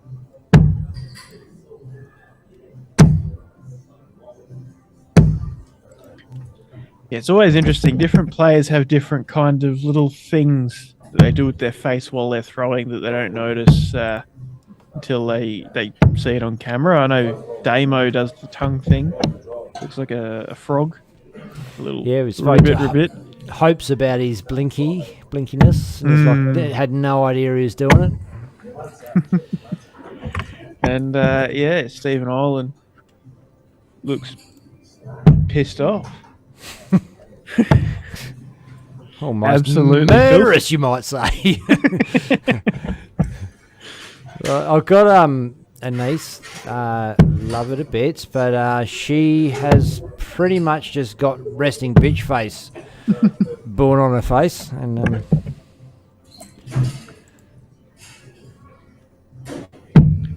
Yeah, it happens. I wonder if I don't know. Have we streamed Stephen Ireland? I feel like we have before, once or twice. Whether it was at the ADC event or here at the Friday nights. I know he's been to a few Friday nights. Just don't know if he's got his angry mug on stream yet. But yeah, certainly not as much as he has tonight. And well deserved. Down to 70 after 15 darts, as Platty tries to leave a nice finish, and 128 leaves top. Oh, Brilliant pressure. Pressure. What Triple pressure 10 he for says? tops. Ooh. Top 10. Bang. That's in the hole. Stephen Ireland leads 1-0. Obviously, the first leg going with the darts there. Platty now kicking off with an 85. Quick replay of this one.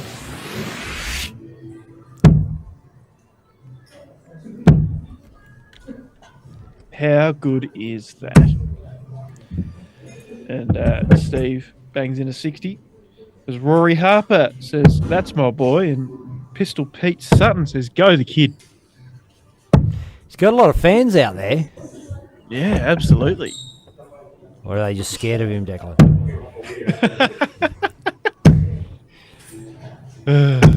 Maybe the people he's playing against, they're looking at the TV, seeing that, and thinking, "Holy fuck, better not belt him." But yeah, no, he's certainly winning on his own merit. But yeah, we love to take the piss. Sometimes we just get caught up in it. We love you, Stephen. You're doing great. Doing very well, and pleasure to have you on and get to watch you do what you're doing. And be even better if you can take out the night. We also love Platty, but it's sometimes nice to see people knock him off the perch. Oh, I think that's what everybody loves to see the most about Dave Platt in competitions is watching him get beaten. Because he's a top player. You always kind of want to see an underdog take it out. I appreciate his professionalism and love to watch him play. I love the standard that he brings, but I love the fact that he brings out the best in other dart players. You saw Dion Wyatt rise up last week. Yeah, absolutely. Or if you're a Victorian, don't like to see him play at all. But takes 59 off of the 99 off the 162. No, sorry, 54 off the 162. Leaves 108, 140. Oh, and he goes back in frustration. 99 and 19, 80, and leaves on 10. Look, it's fine. It's fine. Pressure now. 108 is not a gimme. Although Dave Platt 32 now makes it look easy.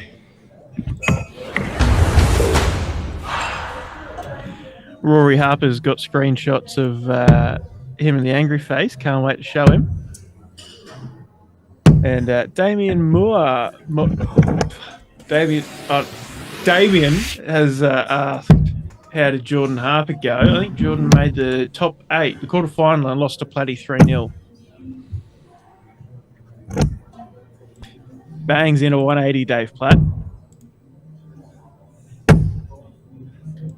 Sam Sutherland liked my joke. I'm glad it wasn't lost on everybody. Oh, I missed. Sorry, Declan. I was trying to put up a replay. No, that's all good. No, I wasn't sure how many people in the audience would get it, but I'm not going to clarify. But I'm glad Sam got it. I never even heard it. Yeah, sorry. I was just like letting you talk while I clicked some buttons. It's all good. I won't say it again. You can watch Miss it back. Platty's 180. Yeah. Well, you can always hit another one. You know what I did? I put the replay over the top of his 180. I thought it was a bloody great peg. Well, 180s don't win games. So they do if you hit two of them at the start of legs. They give you big help. Yeah, that's it. But well, Stephen is marching on with 150 left after 12 darts.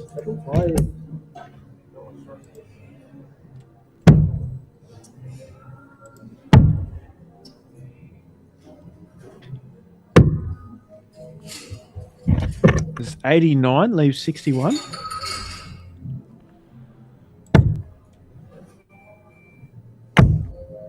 Platty for the 126. 76 on the board for the bullseye. Doesn't go. 61 now.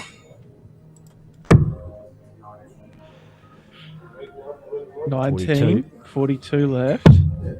6 for 36. Not what he wanted, clearly. And it doesn't get across the line.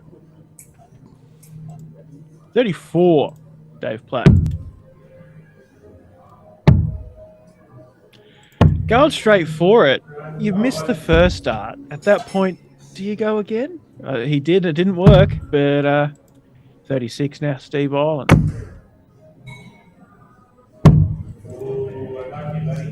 And he comes inside on the last dart. Double 4, Dave Platt. I suppose better than 34. But there you go. Takes it out and leads 2 legs to 1. First to 4. In at the final. And Platty is halfway there with the darts in this leg.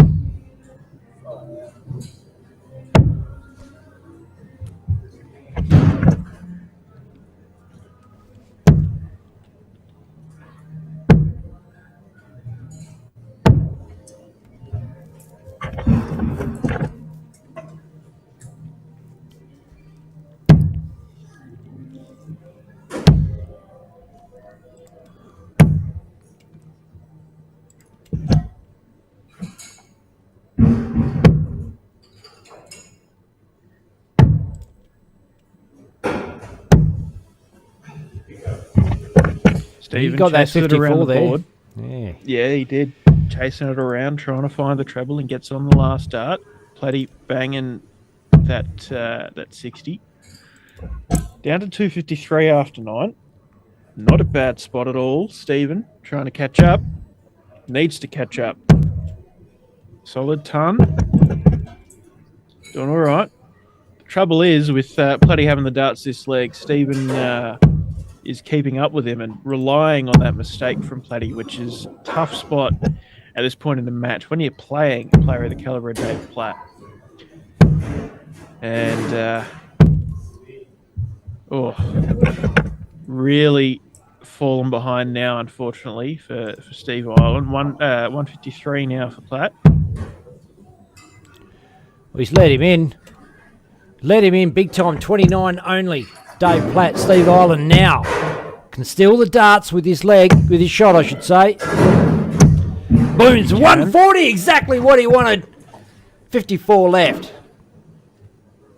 Much, much better and gets him right back to where he needs to be. 124 for the bullseye for Platt. Oh, gave himself a red-hot crack. And that big 140's put him right in. For Tubbs. Double 10. Oh, he's not happy. Even more not happy. 25. 9 for double 8. Don't think that's in. Don't think that's in either. Double 10 once again. Stephen Ireland. Double 5. Oh. Frustrating misses for both of the guys. Double 8 now. There you go. That is 3 legs to 1, Dave Platt. Stephen has the darts here, and this is do or die. He needs to kick off strong. Not like that. Only a 25 to start. Perhaps the pressure and the experience of Dave Platt is starting to show here with Stephen. There's no doubt he's got the ability, but just this kind of pressure, final experience, maybe that's something that's lacking at least. That's what it looks like so far. Bangs in a ton though, much, much better. But knowing Pletty, he's going to start to pile that pressure straight back on, and he does.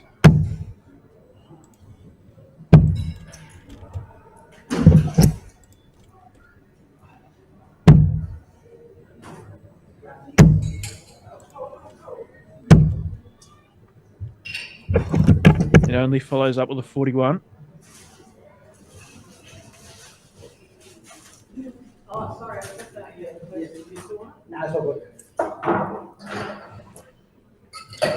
Pletty just bought something from the kitchen and they come running back. He's hungry. It's 10 to 11. Can't go home without food. And like I say every week, the food at Sterling Adriatic's pretty damn good. He's only in the middle of a final, no pressure. 3-1 up. Yeah, exactly. Duck off and grab a toasted sandwich. He comes back and first out in the 60. Brilliant.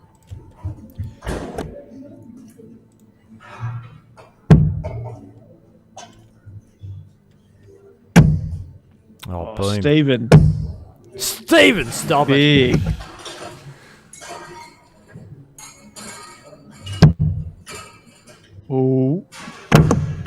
Oh.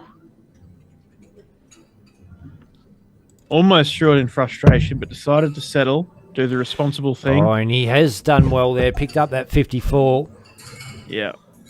119 for Stephen. 19 is good. 60 is good for Tops. Oh!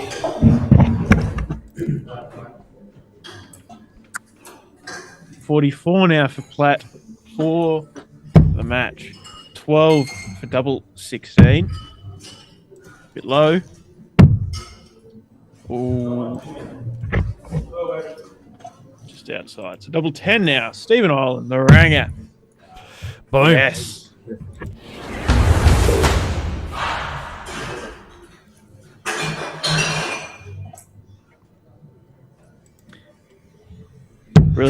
Brilliant stuff from the young fella, Stephen Ireland.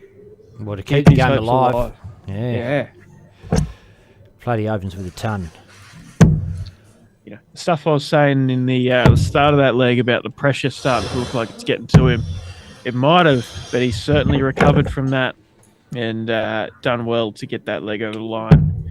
And if he can break Platty once more, or, you know, in this leg, he will then have the darts for the match in the last leg decider.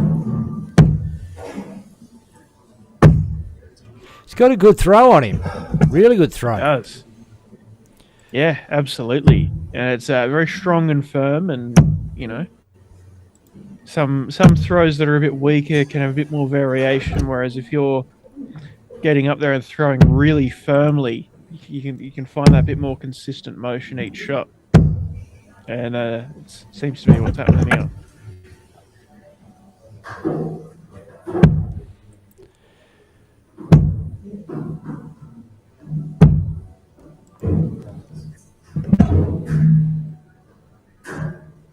Bloody down to 76 already. Ton, 85, ton 40. Absolutely blitzing through, and Stephen Ireland for the win. Gone 76 off the accelerator a little bit. 5 leaves 71. 39 for 32 doesn't go. 18 will leave Tops, and he has set that up beautifully. Steve Ireland, 237 a rep.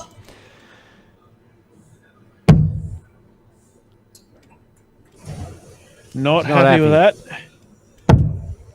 He's less happy with that. 57. There you go. So it's up 140, but Tops will do for Dave Platt. Double 10 now. Whew. It's well wide. Wow. That Massive one. opportunity. Stephen Ireland, 140 on the board. Ooh. Not far off it, but not going to go.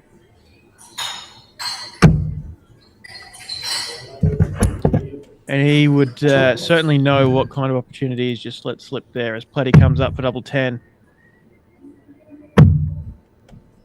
Oh.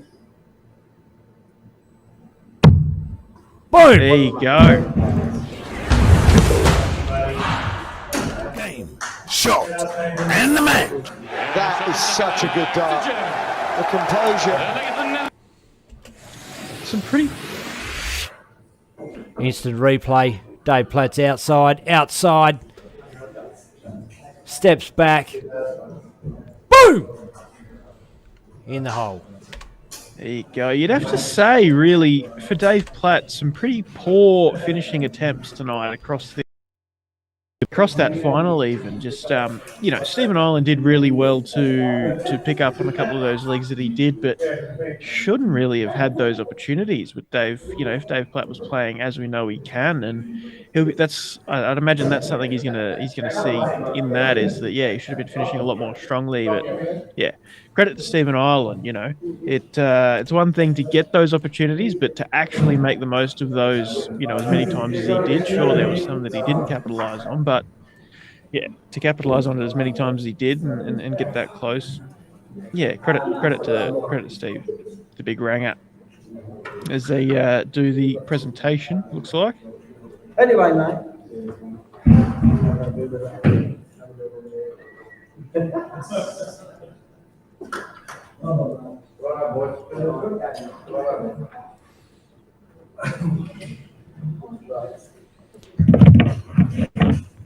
I've chased him around and missed him, but yes, Steve did get his money. I wasn't sure where they were going to go, what they were going to do. You know what I should have done is had the board camera up and pointed back. I wasn't sure. I thought they were going to be doing it out there, but anyway, they've hit the off button on us, mate. We're gone. We're gone. No mucking around. They're out of there. Yeah. What is it? 11 o'clock. They're keen to get to bed. I suppose a few of them. Mitch certainly does have the juniors tomorrow, and I don't know. Maybe some of the others are involved in it, but all the best to the juniors over there in WA playing off for the state team. Should be a good weekend, and maybe another couple of names come out of the woodwork, new names to be seen on the Australian darting circuit. But Brett Matthews says, "Evening, fellas. Good night. Love the darts. Good work, lads. Pleasure to have you along, Brett. And unlucky tonight. I know you had some opportunities, but is what it is, mate. It's the toughness of the short format. But no doubt we'll see you again real soon and have another crack." Yeah, good to catch up and meet you in person last night, Brett. Like I said, I think I have met you before, but been a long time. And cheers to Rory Harper, Chris Aviard, Miko Elm. Damien Muir said he's always been good. Steve-O, as long as I've known him.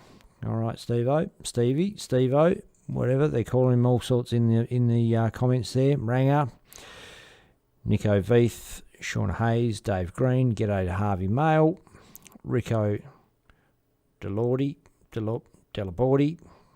Colin Edwards, g'day Cole, James Harwood, Steel Flight, Anthony Borovina, J.R. Hayden, Sam Sutherland, Landon Key, Peter Sutton, everybody that's jumped in and checked it out tonight. It's been great, been a good crowd. Good to have you all along. And I think Declan's just about ready to nod off, so we're going to fuck off ski. Thanks, mate.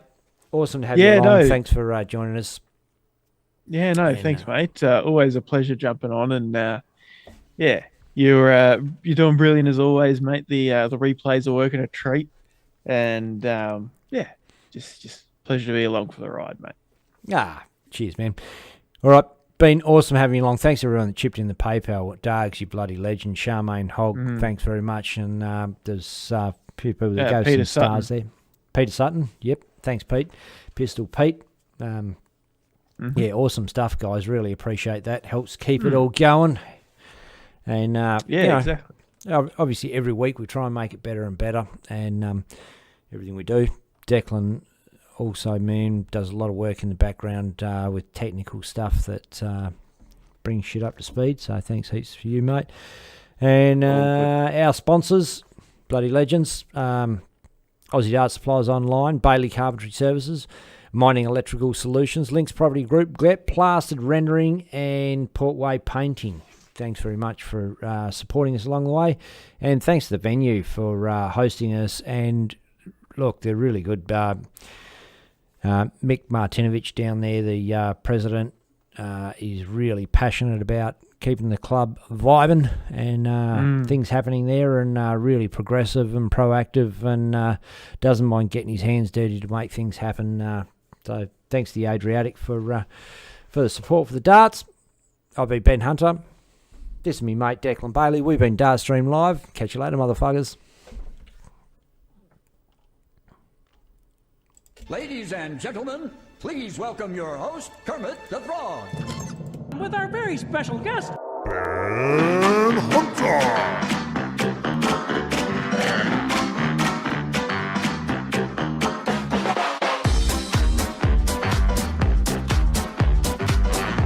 Okay, go on the Muppets. Sounds pretty exciting. It's time to get the darts out. Recap and feel alive. It's time to beat the players on Dartstream Live.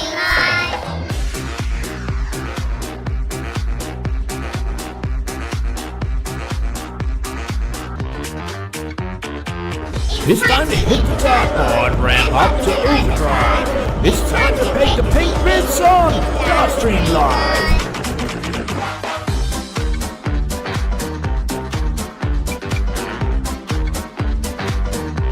Why do we always come here? I guess we'll never know. It's like a kind of torture to have to watch the show.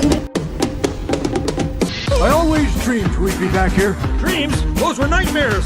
It's time to get things started. Finding parity, jocularity, and hilarity, and vulgarity. This is what we call Dartstream.